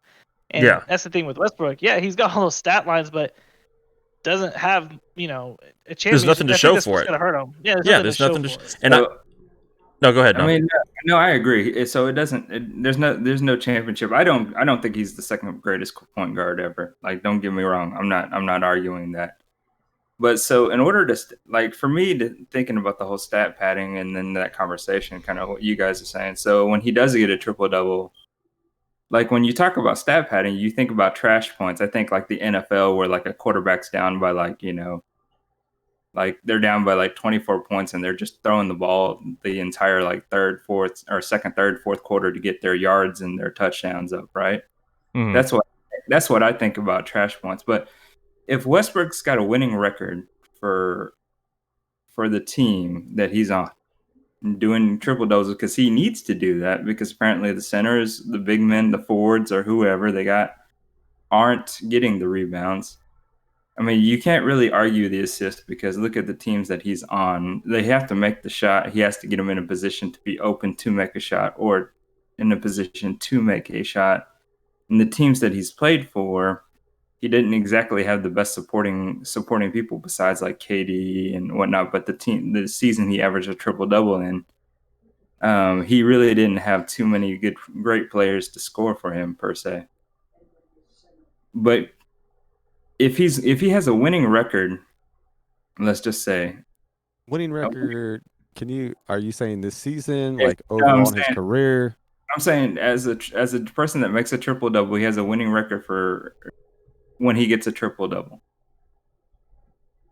What's that? Because I mean that it You is know it? it's 136/46 today because they lost by 1 point today. Okay. But Didn't 136. but Russell got his triple double today though too. That's why I added Right. So it's 136/45. Right. So yeah, he has a winning record when he gets a triple double. I think what a lot of people look at though is just because he gets a triple double doesn't necessarily mean he's helping the team. Well, here's the thing though, there was no Bradley Beal today, and they only lost That's by true. 1 point. That's Like, true. The question is like the situations that he's in that he does get the triple doubles. Like, that's kind of like he does what he needs to do. Like the difference that he doesn't have so much in OKC is that he doesn't have to be the one that scores the ball in OKC, or because he needed to be the primary scorer in OKC. Yeah, so it's 75%. That's the percentage. Westbrook's teams total wins 75% of their games when he averages or when he gets a triple double. A triple double, but like say whenever that year he had PG, his scoring numbers went down, but he still averaged that his assist and his rebounds, they were still high. Basically, I guess what Brooks was kind of entailing is that he does what he needs to do in other places if he isn't the primary scorer. I think the problem that you and I had with him in OKC is that he makes bad shots and sometimes he makes bad decisions. That's my thing as well. I also think I also thought he was taking too many shots. Yes, and I agree. I don't disagree with you guys there. He for a career lifetime, I think he's got like 4 turnovers a game, which is a lot. 4.9. He leads the league in 4.9 turnovers a game this year. But Allen Iverson also averaged 4 turnovers a game in his career too as well. But we don't look at him that much different. We still think he's a great player. I think it's way out of line to say that he's the second best point guard ever. But I don't think it's way out of line to say that there isn't that many people that can do what he does. Because if they did, they would. No, I mean, I think that Russell Westbrook is a like I could almost argue generational point guard. I don't know if we'll ever see another point guard like him. Like what he can do on the court is pretty insane. And again, the averaging a triple double, the seemingly to get them whenever he wants to, like that can't be overstated, and it certainly can't be underappreciated by anyone. Like, and my whole thing with the triple doubles though is I grew tired of fans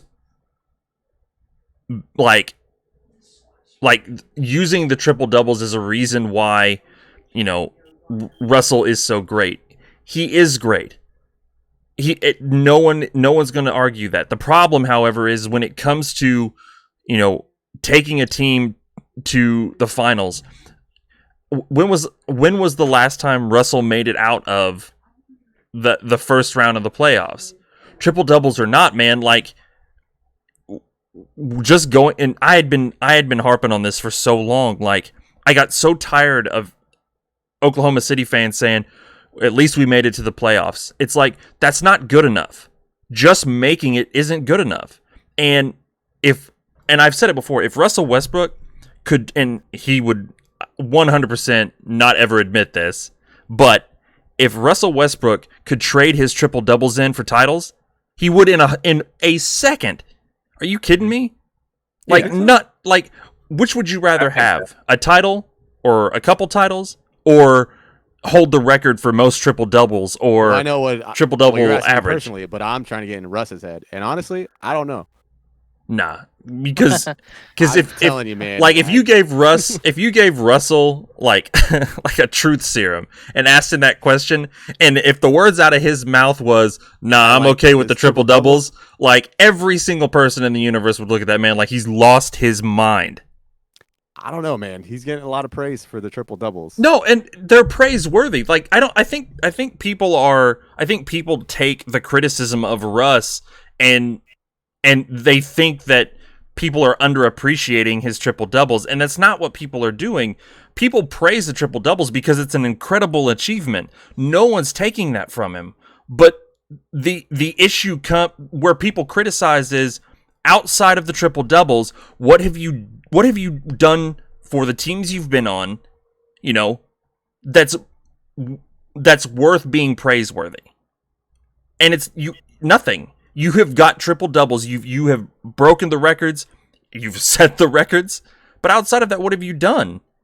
And so when people use triple doubles as that's why he's one of the greatest, it is why he's one of the greatest.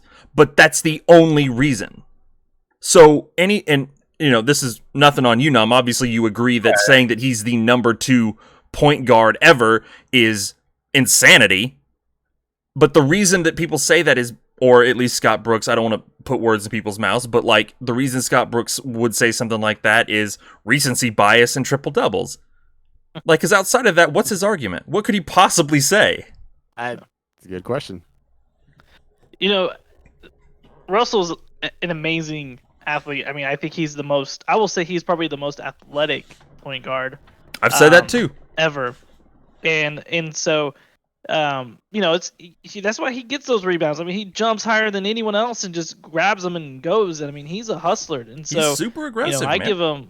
give him all the credit for that. But he's even said it. I'm here to enjoy myself. What was that clip? I think it was a few episodes back. We played it, and he knows who he is. He knows he's just gonna be this athletic guy. He's gonna go, pretty much flying sometimes when he jumps, and he's embraced that. And so he's done. I will say this: the type of player he is, he's done the best he can with his talent.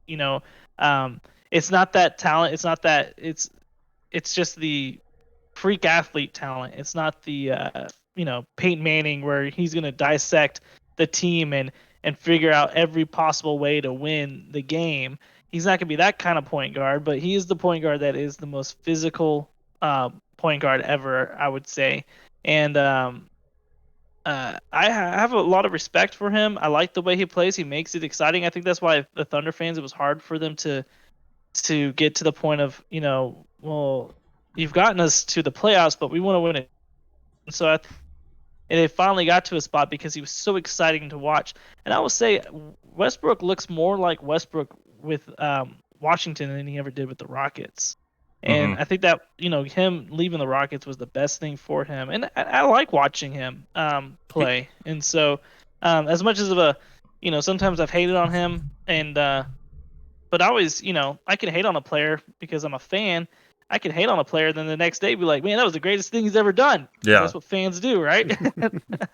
And so, but second best ever, no, not the second best ever in all around point guards, no. I think to your point too, like in Houston, he also had James Harden there, and James Harden likes the ball in his hands as well. He likes to run the offense. So that was probably a little different for Russ because he's used to driving that ball down your throat. And so when you have Harden leading the charge there, I can see how that's like a weird fit for Westbrook to be right, because in. him and Beal really do complement each other. Yeah, because Bill's not that guy where he. Yeah. I mean, he can be, but not to the effect of Harden. Like Harden likes having that ball in his hands. I want to go ahead and say, like, as far as the second best player, like Brooks is out of his dang mind for saying that. But as much like crap as I give Westbrook, the only people that we're even putting this conversation are Oscar Robertson and Russell Westbrook. Like Nam said, why aren't these other players doing it? Like, why is it only like Westbrook is out hustling these guys? Rebounds. Now, I don't know about the Steven Adams or players letting him. I don't know about all that, but as far as I see right now with the Wizards, and I don't know if he's just hungry for the triple doubles. I don't know, or if he really wants to win. That's always been my question with Westbrook. Is I question like why he's doing certain things. Is he doing these for wins or for the stats? Like for me, it's hard to tell. And maybe he is just out hustling, and that's his game. Like he's gonna take those shots. He puts it all on himself, where it's like, you know what, I'm gonna take the shots if I need to. The assist, I mean, the other guys have to make it, so that's good. The rebounds, he's out hustling other players. Like my question too is like Oscar Robinson, he wasn't a big guy either. Like how did he do that back in the day? How was he all like averaging these crazy numbers back then? Like were the teammates back then, you know, was he stat padding or whatnot? So it's just like, or did the game just come natural and that's how he got it? And that's, I think I mentioned it last week. Like it's my problem is, does it come natural? Especially as a point guard. Are you getting other people involved with, I guess, with assists? I mean, I guess he is, because having more than 10 assists a game, a lot of point guards can't do that either.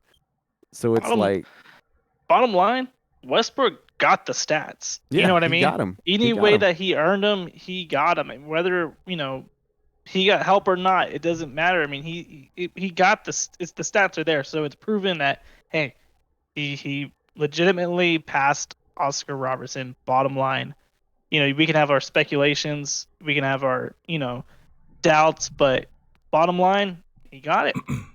Yeah, and you can't take it away. No, absolutely not. And so just, it's like his own championship. so I was talking about like OKC fans and stuff like that, and so I follow someone on Twitter who is a radio host for the franchise in Oklahoma, and this is what he posted. It says, I will say lots of guys have won titles, but none of them have 182 triple doubles. So he's got that going for him. All right. And then now you can look at that as a slight if you want, but it's 100% factual. So someone commented and said, anything to diminish Russ. Sad. Like, how does that diminish him? Like 182 triple doubles. Like the point is, titles mean more, obviously, but the whole point is 182 triple doubles is a lot. That still means something. You know, it's not an attack to point out he has 182 triple doubles, but he's no titles to show for it. You know what I'm saying? And someone posted this forever ago, and I couldn't believe this. I don't know whose top 5 this is, and I guess this is it says top 5 point guards in the NBA currently. All right, so this is the list that whoever RP3 is. All right, and if we're talking current NBA players, it would be hard for me not to put Russ in a top 5 current point guards. But they have Chris Paul, Trae Young, Ja Morant, De'Aaron Fox, John Wall. That's who they have as their top 5 point guards in the NBA right now. They don't have Steph Curry in their top 5. That's a terrible list. That's John Wall. Like, exactly. I mean, he's good, but that. So, I just think that like it really just depends on the person and how the individual views those triple doubles. Russ right now, like I said, in the current NBA, hard to argue that he's not a top 5 point guard. He's not the best. He may actually be the fifth best. He might be number 5 on that list, you know, depending on how your list goes. But obviously, to say that he's the number 2 greatest, not even close. And that doesn't diminish what he's done as far as triple doubles. Like, you know, like I said, you can't take it away from him. That stat is insane. You know, I was I remember watching the game, that game against, was it the Knicks or the Suns? One of the two. He hit that game winning shot, and it was like he had already passed Oscar Robertson. I think for most triple doubles in a season or something like that. It was that first big record that he did. And I remember watching that game, and I remember him getting I think it was an assist or something, and just thinking, that's insane. Like, this guy did the one thing that nobody thought that record would ever get beaten, and he did it. And he's still going. You know what I mean? So, yeah. Again, I think no one is diminishing what he's done. The criticism is just about the fact that triple doubles has never, or has yet to, turn into rings. And that's where the criticism is. Yeah, man, he's not. I don't know if he's ever going to win a championship, and nor do I really kind of sit there and think he's out to win one with a team that's like a already made team. Like, the one thing about Westbrook that you can't take away from besides the triple doubles is that dude plays. Like, every time you watch him play, it's not like he takes a play off or any games off. He goes out there and he plays, and he wears his heart on his sleeve. And that's the reason why, that's, for me personally, that's the reason why I like him. It's interesting because Stone, you asked about if we wanted to do a top 5 like point guards, and I asked, like, within the last 10 years, if you had 5 point guards that you would choose, who would you choose them? And I sat there and I had to really think about it. And honestly, for me, I would take Westbrook over Kyrie Irving. Because, Kyrie's obviously in that conversation too. Mm-hmm. And of course, there's Dame as well. But, Dame is more recent than he has been within the last 10 years. But, it's still within the last 10 years. So, yeah, like, if you were to say top 5, like, today, would you put Russell above Damian? Oh, yeah.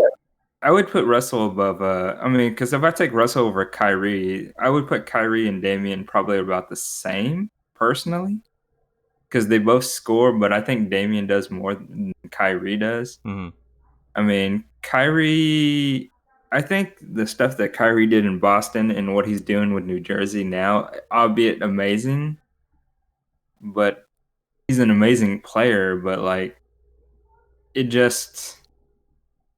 I don't know. Like, James Harden came to Brooklyn and became the point guard.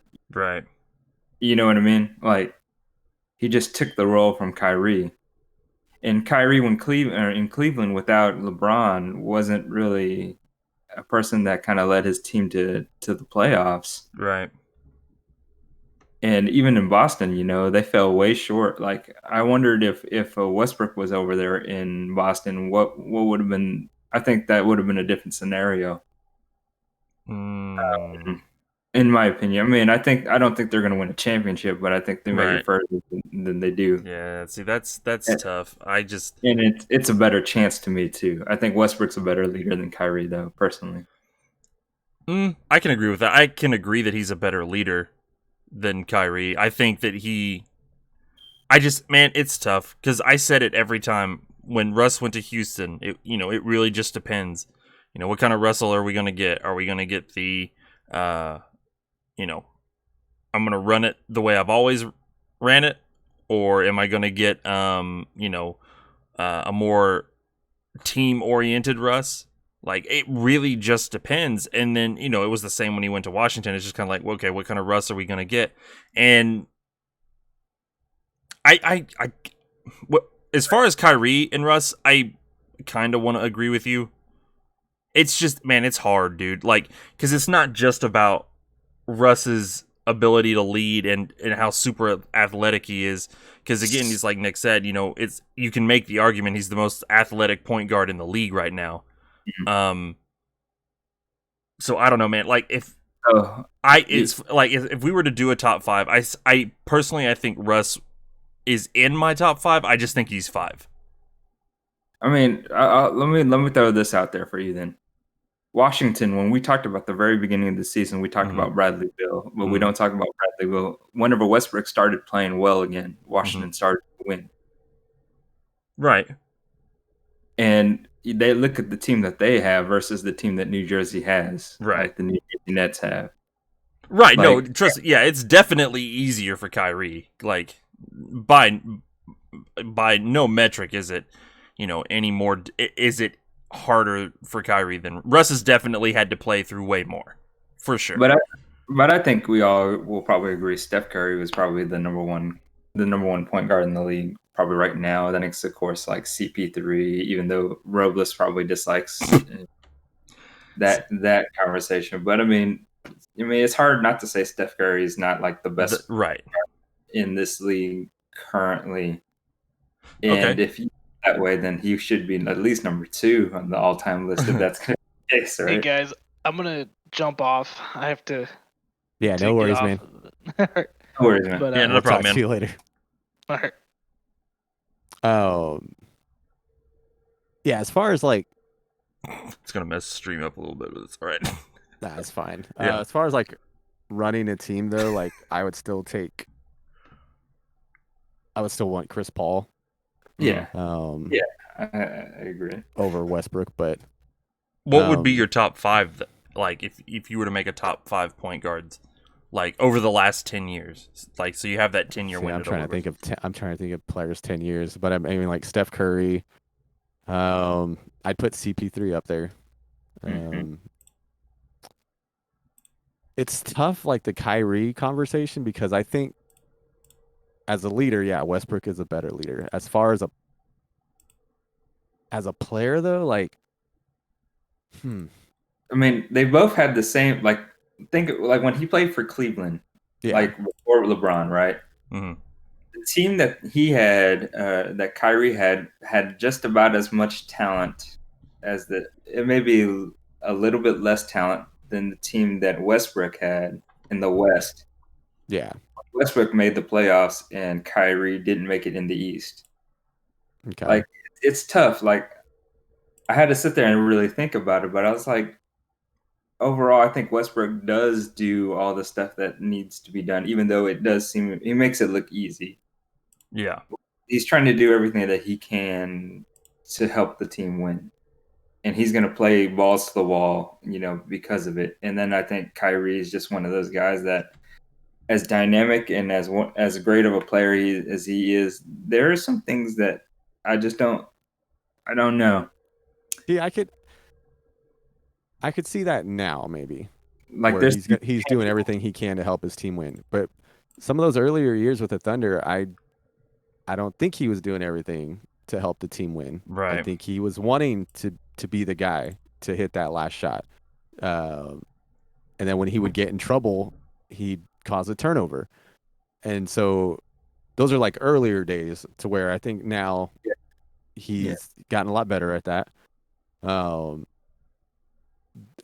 I know Stone, I mentioned like stats as far as like turnovers and like bad shots. I do feel like he's gotten a lot better at that these last few seasons. Do I still trust him to take like a last shot?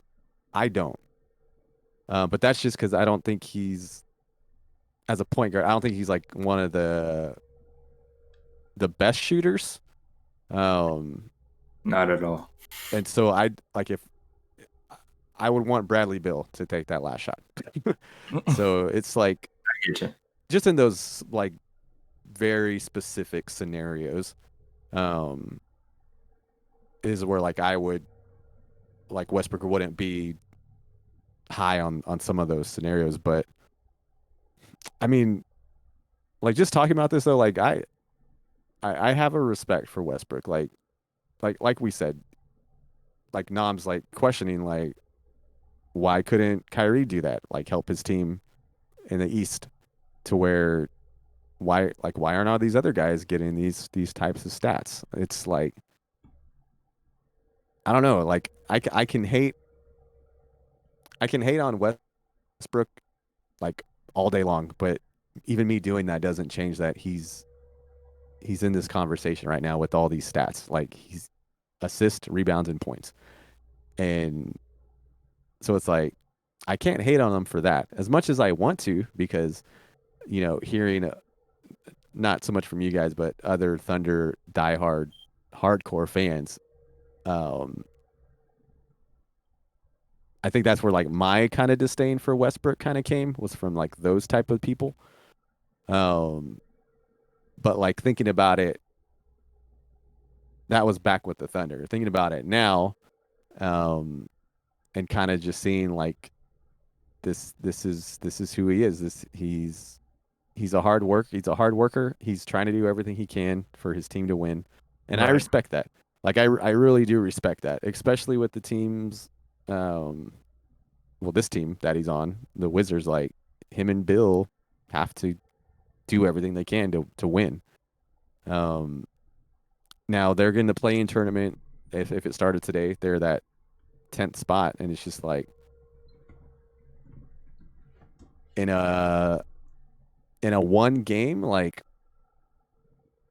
I guess that's I want to see like in this scenario now, he's had all these triple doubles, his decision making in those like in a playoff game, in a series, like that's kind of where I want to see like how Westbrook plays, because we haven't seen it in a while. Now, well, I guess was he with the Rockets? Were they in the playoff picture when he was there with Harden? Yeah, they made the playoffs, but I forgot who they lost in the first round to. Yeah, so it's things like that. Like I want to see like, okay, all the accolades and stuff that you have on your back now. Okay, how does all that translate? All your hard work, decision making, when you need to take a shot, when you need to dish it out. How does all that come into play in a playoff setting? Is like, that's what I want to see. Yeah. And I always go back to, it's a point guard. Like, I feel like your basketball IQ has to be really good for a point guard. Now I mention like the rebounds, like you have to know where that's coming off the back, the backboard, the rim, like that's part of the IQ, like knowing where that ball is going to go. Okay, I'm in a position to grab this ball and then run it down the floor. Like that's high IQ. But I guess my question is like, is just the decision making when it comes to like win or go home like scenario. Yeah. So my last thing. This is just my last thing, because I'm curious. I've got a list here of like basically all the point guards. All right, and not that picking someone for the final shot means really anything. I'm just more or less curious on your. Okay, so compared to Russell, who would you want taking the last shot? All right, Steph Curry is obviously the first one. We obviously know Steph Curry for sure. We would want taking the final shot. Damian Lillard. I would assume we would want Dame taking that last shot. Kyrie. Yeah. Probably still, I mean... Westbrook would be like number 10. Right. Yeah, because the thing, I can think of plenty of players who can be above Westbrook, just because his shot and his form is just not as... It's a quick smooth trigger. Or and the quick trigger, I feel like if that it can be on or it can be off. Yeah, I'll say this much though. So like, let's just say 2K, Westbrook is not pretty in any way, shape, or form. And 2K's like made that dude a freaking beast, because I was playing my nephew with it, like my teams, and he had Russell on my team, like a 90 something overall Russell. It's a really good Russell. Like Russell was shooting threes like he's freaking Steph Curry and making them, and I'm like, okay, like we've just gone completely out of realism here, like that. Like no way. He must have caught fire apparently. I mean, he was on. It was insane. I was like, there's no way, Russ, this ain't happening in real life. Sorry. Russ's like 3-point percentage is like low, like 30%, something like that. It's bad. 2K, they over exaggerate. That's all. I understand, like, okay, MVP Russ, like he needs to get buckets, but like make him just quick and unstoppable driving to the hoop, or like 15-foot jumpers. But when he's out making every three, it's like, okay, that's a little unrealistic. I'm telling you, it was like watch Steph Curry shoot. I'm like, this is insane. Like, there's no way. Yeah. But that's a video game, and right. Not much you can do there. I'm trying to find this real quick. More or less to answer my own question. Let's see. 3-point percentage. It has to be in like the 28s, 29s. Yeah, I was gonna say it's got to be low 30s. Because low 30s is actually not horrible, but I mean, if you make 30%, that's still statistically better than a 2-pointer. Yeah, 30. It looks like 31%. 3-point percentage in the regular season. Yeah. Okay. Like that's so still statistically better than a 2-pointer. Well, I guess it depends on where you're taking the 2 from. Because if you're just running up and dunking it all the time, like you're freaking. Westbrook is really good at 2-pointers. Just dunking the ball. Right. I miss his. I always used to like his pull-up jumper, the one where he would look like he was sprinting down the court, and then he would just like stop on a dime and pull up. Yeah, stop at like the free throw line and. Yeah. Yeah. I don't really see a whole lot of that, but he jumps like 2 feet off the ground, man. Right. Yeah, but yeah. So like I said, I'm sure people have Russ in their top 5 currently, but I don't know of anybody that would have Russ as a top 2 all time. So go ahead. I was gonna say, like, to Brooks' statement, who was the second best point guard? Was it Oscar Robertson? I'm thinking he would have to go with Oscar. I'm guessing. Because I'm like, wait, like I think what he is saying is like Magic's the greatest of all time, and then Russell was behind him. No, he's saying I used to always say that Russ is going to probably go down as the 3rd best point guard ever. So I'm like, okay, who's that second person? And was Scott Brooks' second person really Oscar Robertson? I find that a little hard to believe. I would too, because I can't. I mean, yeah, I don't know. Yeah. I'm interested to see. I'd be curious to know who his number 2 is if it wasn't Russ. Because if it wasn't Oscar, then I would throw in Isaiah Thomas personally. But Okay, that's a good one. Yeah. I mean, not including today's players, right? Not including Steph Curry, because I think Steph Curry is probably going to go down as like the number two best. Yeah, I mean, I think it would have to be Isaiah, right? Because who else could it be? That's the only person I can think of. Yeah. I mean, the Bad Boys champions. Yeah. A person that can like lead a team, score, and all that good stuff. Yeah. Like, I mean, Steve Nash is a good point guard. So is John Stockton, but neither one of them have championship acolytes. Right. Yeah, I think it would have to be Isaiah. Probably Isaiah. Yeah, that makes the most sense, I would think. But but when you talk all time, and like you said, Steph's getting up there, man. Like, I don't know how many people give him many people give him a ton of credit, honestly. But I mean, it's hard not to consider him probably up there at 2 or 3 all-time point guards. Because, man, what he's been able to do, like, it's insane. And he's sorry. But I'm just saying, like, he's got the titles. It's just Steph Curry. Oh, Steph. Okay. Yeah. That's what I thought you were talking about. Sorry, Yeah. Mine went blank. So I was just saying, like, when you're doing by the end of Steph's career, I feel like you're talking at least number 2 or number 3 all-time point guard. Like, it would be hard. It would be hard. That's the argument. Like, I'm not saying he for sure is solidified 2-3, but I think there's an argument there by the end of his career, depending on how what happens for the duration of his NBA career. There's a good argument for him being 2 or 3. I would argue him at 2 right now. I mean, you're talking about 3 championships, someone who's changed the game, 2-time MVP. The only unanimous MVP. Yeah, and the only thing that you really have against him with Isaiah is the fact that Steph Curry had more superstars, I guess. Yeah, I also think era plays a lot into that too. We're talking about two different eras of basketball. One that was real grit and just real physical versus now where I don't think back in the 80s and the 90s and stuff like that, I don't think Steph would be pulling up as far as he is.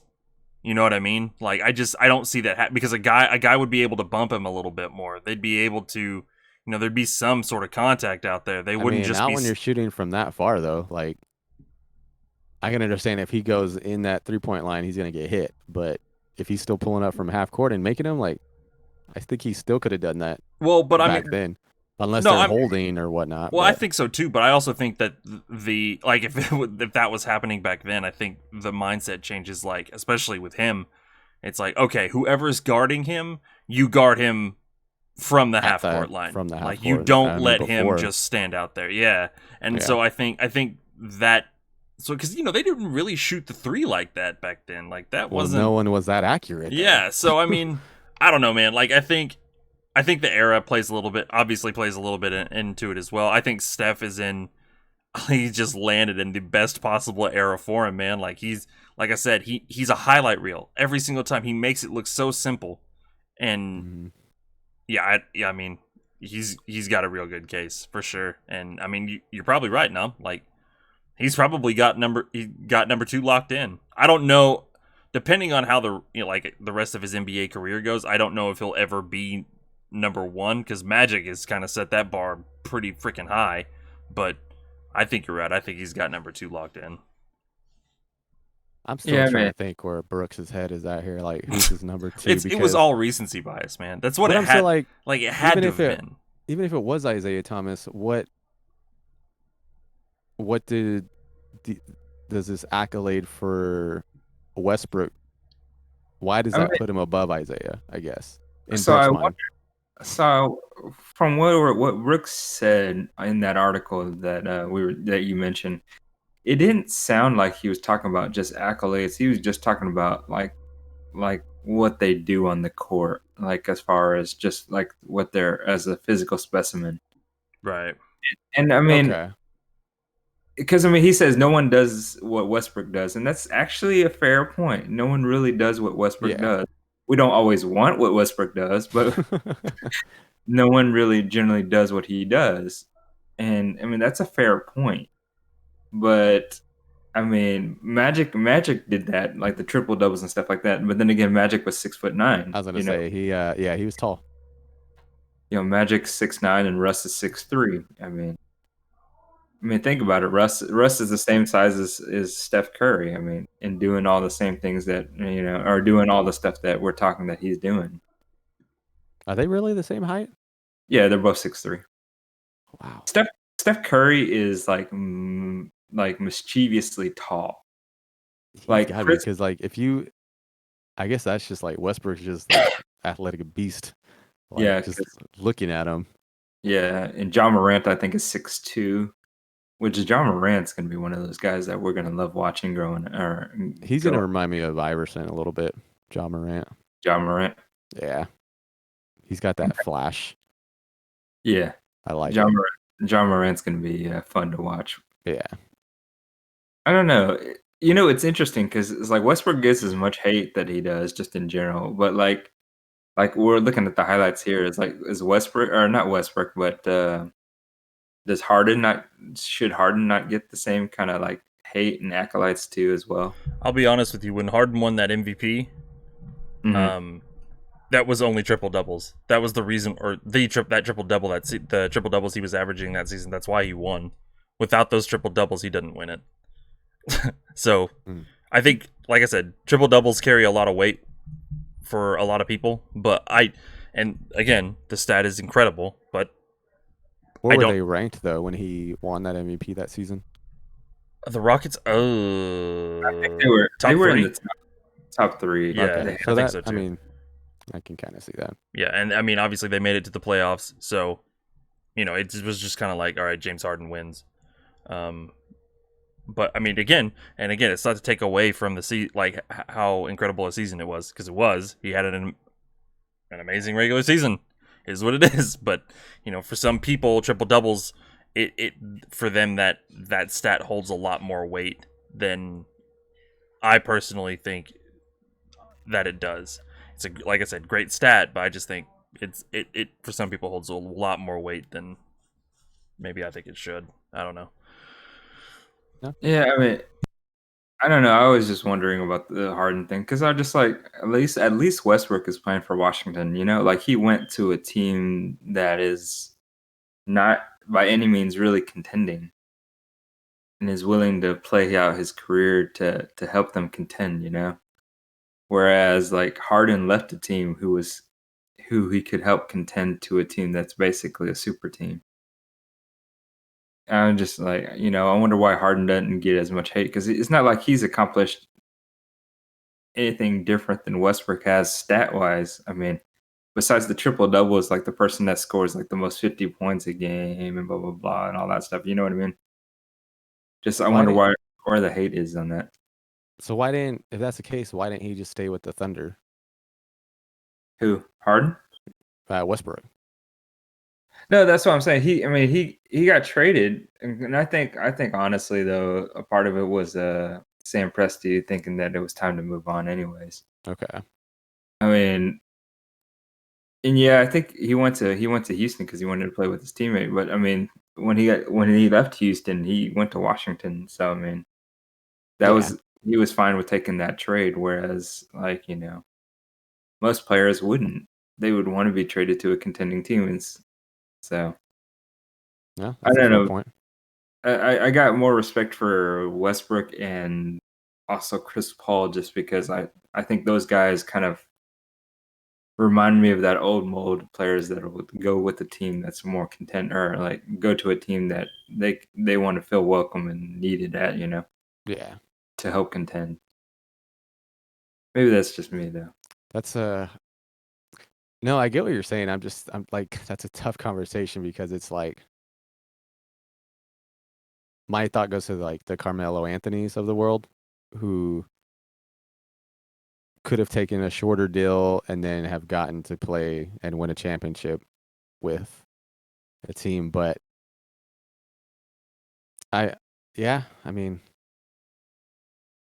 I don't know. I part of me hates that these players now just have so much say in like where they go. Like, I get it. Like player empowerment, to a certain point is a good thing. But man, like these, I don't know, these super teams and whatnot are just kind of LeBron. It seems like it's an abuse of that nature, right? Like exactly. Okay, let me ask you something.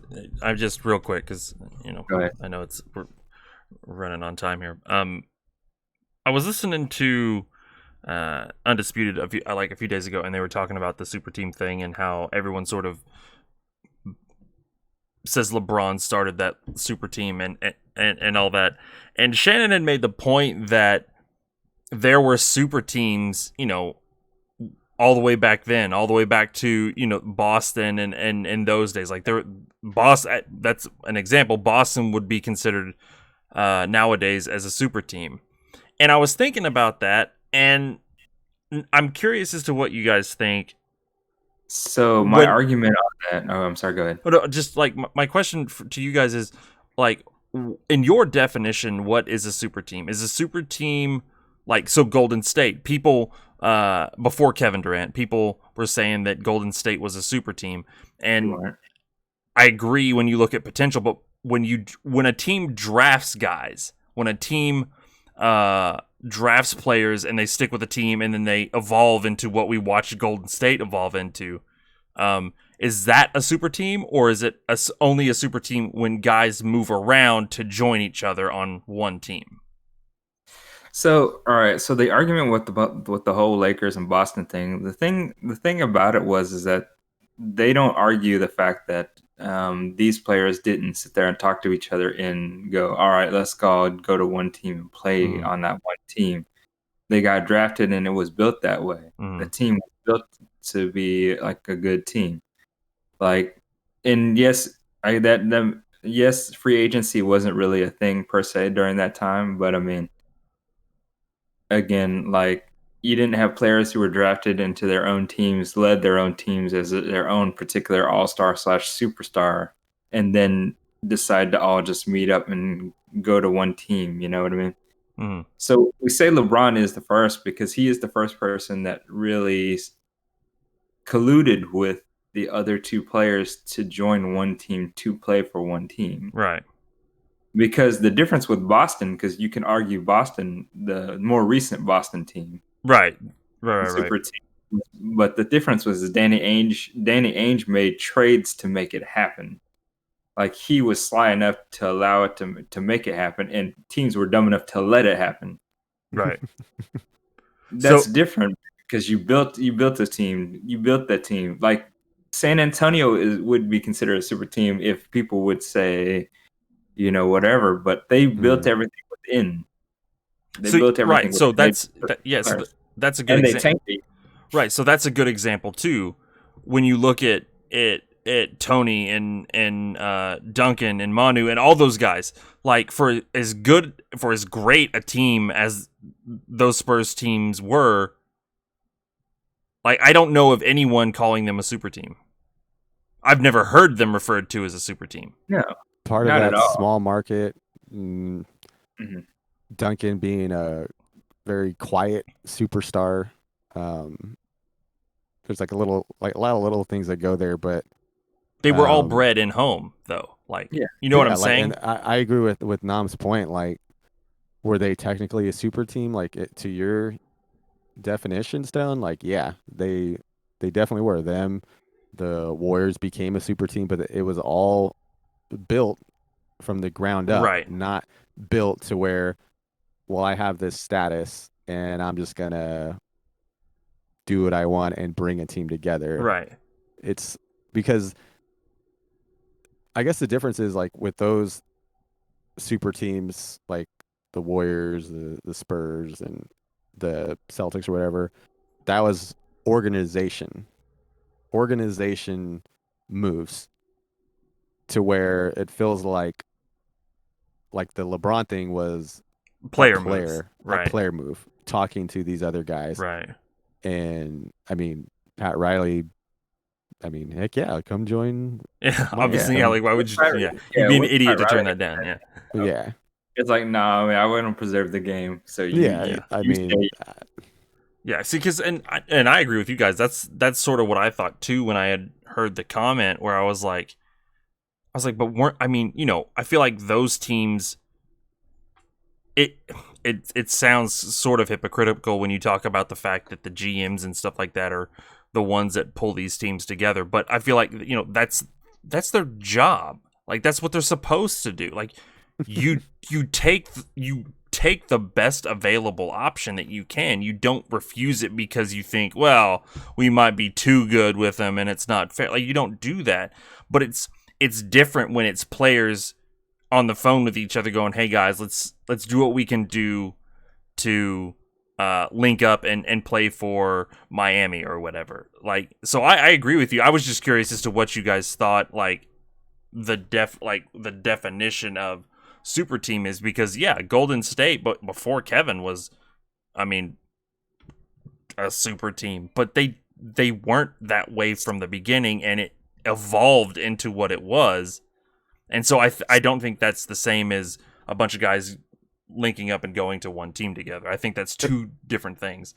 Yeah, because my thing too, like with LeBron, would he have left Cleveland if he could have just said, I'm not happy in Cleveland, I'm getting moved somewhere else. But he went so far as to like, I'm moving somewhere else on my terms and I'm bringing these guys with me.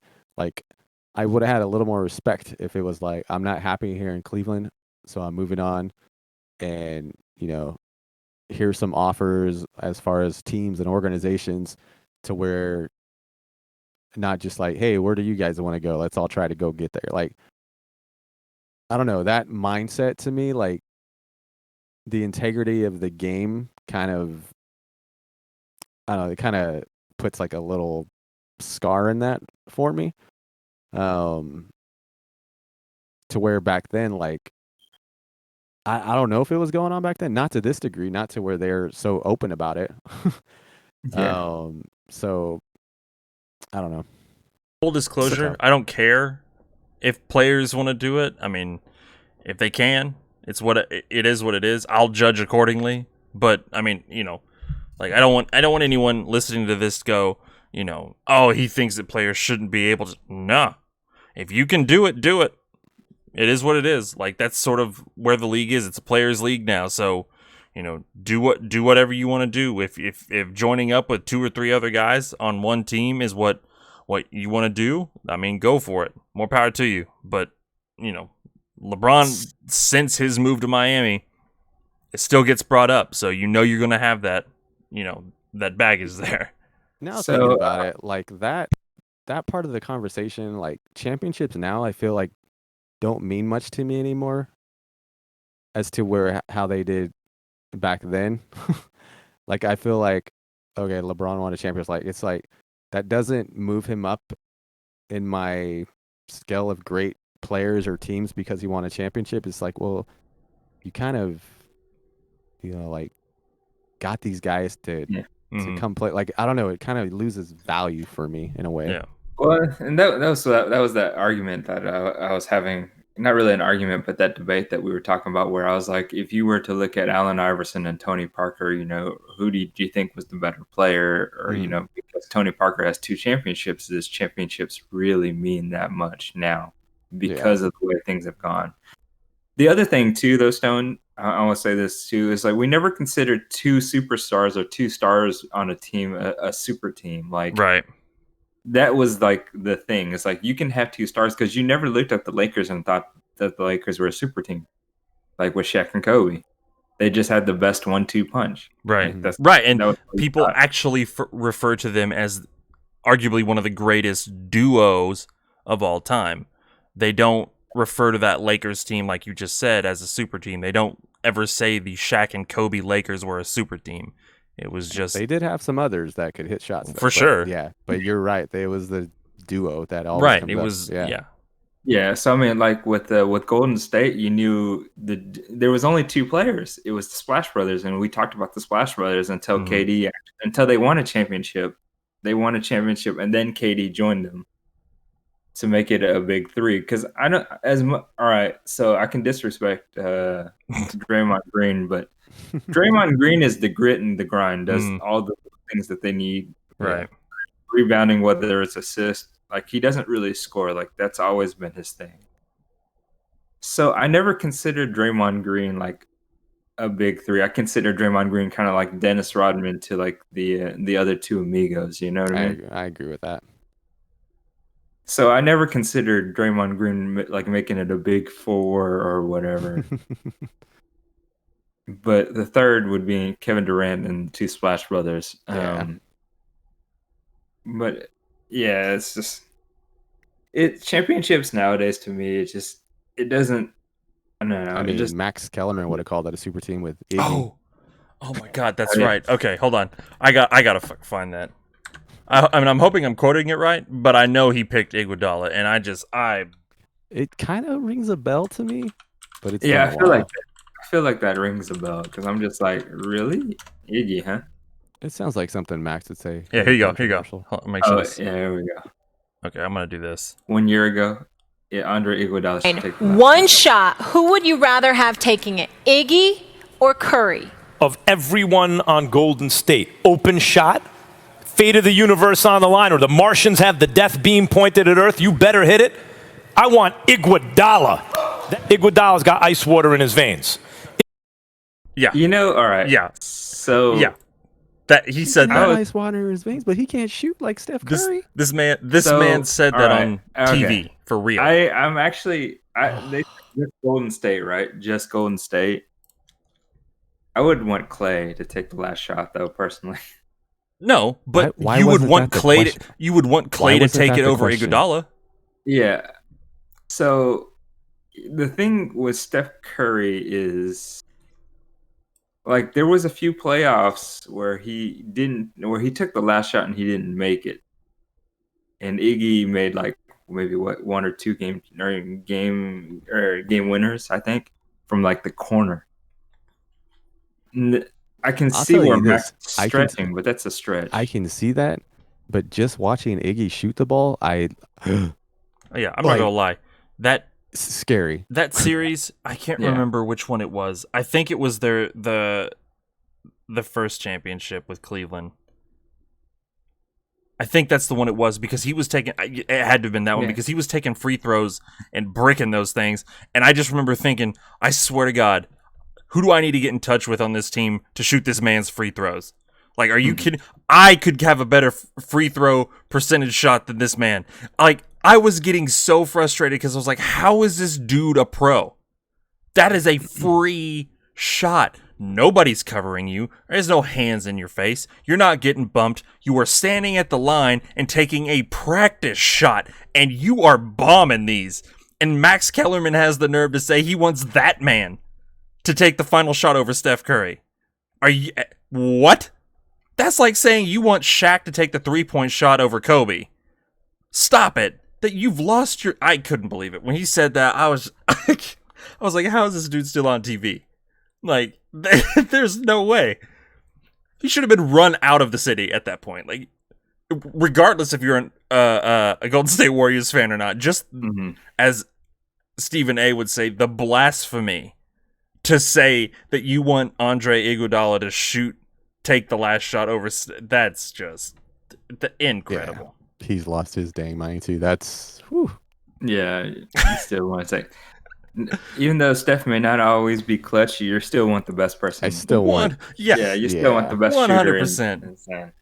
Like, and this is how crazy this is. Like, in 10 games, for whatever reason, let's say out of 10 games, 10 shots, Steph has missed 9. I still want him taking the 10th one over Iguodala. So, wait, would you all right, here's a question, random question to both of you guys. Random. Would you want Steph Curry to take the last shot or big shot Robert Horry? Steph. Ooh. Sorry. I would take Horry. He's sorry, dude. Like, Steph is...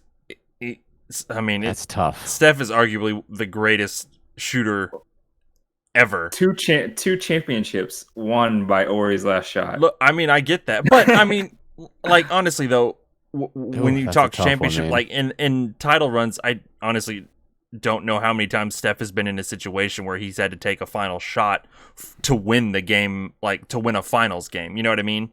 Like, no, I get it, but I'm just saying.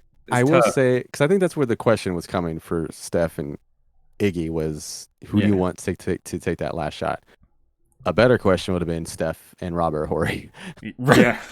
At least then Max Kellerman would have had a better debate. But because, man, that's crazy.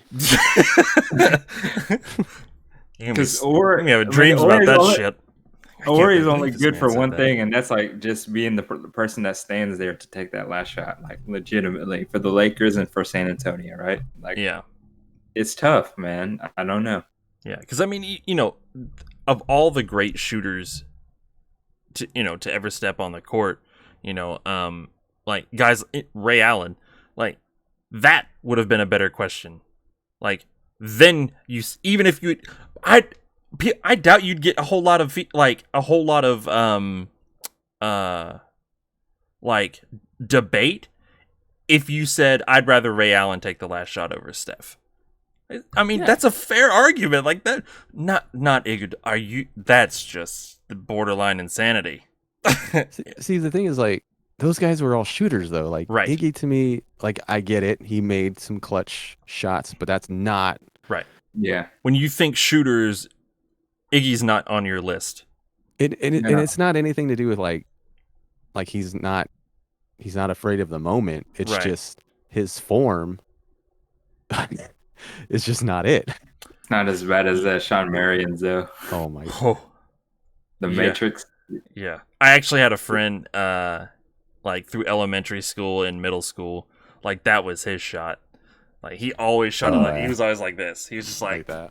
And I was like, dude.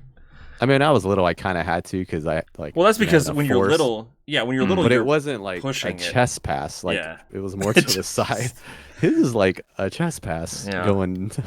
I don't know, man. Joakim Noah had a pretty. Ooh, he had a pretty bad shot. Yeah, that thing was ugly. I'm telling that dude to just stay under the goal. Just stay under the goal. If you have to, if you have to move away from the goal, pass it. We don't need to see that. There's certain things some players can do, and you can't just know your role. Right. All right. Know what your strengths are. Stick Yeah. with it. But yeah. All yeah, right, that shit's well- gonna bug you for the rest of the night. I promise you. Well, Max already lost respect for me, so Every time I see that clip, it's like I'm hearing the news for the first time. my again. thing is like how dead-faced serious and confident he was in that answer. Like, Right. what? Yeah. I'm like, there wasn't a single person in that crowd that wasn't like, this man Like for he real mentioned just say like Iguodala? a laser beam or something coming Pointed up. at It's like, okay, right. yeah, Max, come back to Earth, please. This man pretty much condemned the planet. Yeah, I'm like laser pointed at Earth, doomed to die. I want Iguodala. Well, we're all about to die then. Like, we're you dead. just condemned Thank everyone. you. Thanks, Max. You've done it. Yeah. All right. Well, we'll go ahead and close it out because this is probably the longest episode we've had. Yeah. By In a while, but yeah, in a while, yeah. But so if you're still here, thanks so much for hanging out. If you're here on Twitch on live, again, you can catch us on Mondays at around 8ish Central Hey, I think we Time. started pretty good this time. Yeah, we did, and then you can always catch us on YouTube as well, Courtside Central, and the links will be in the description. And thanks so much for hanging out, talking basketball. Thanks to the guys, and y'all have a great rest of your week. Let us know some comments. What y'all think about Westbrook, his accolades? Is he in that top conversation as far as? I think athletically, Brooks has a point. Right. But other than that, no. So, but let us know what you think, and we'll catch y'all next time. All right. Take it easy, guys. I would let Jeremy Lin take the last shot before I let Iggy take one. Just saying. You know what? Yep. I'm not. I would too. Agree. 100%. Honestly. 100%. Honestly, would.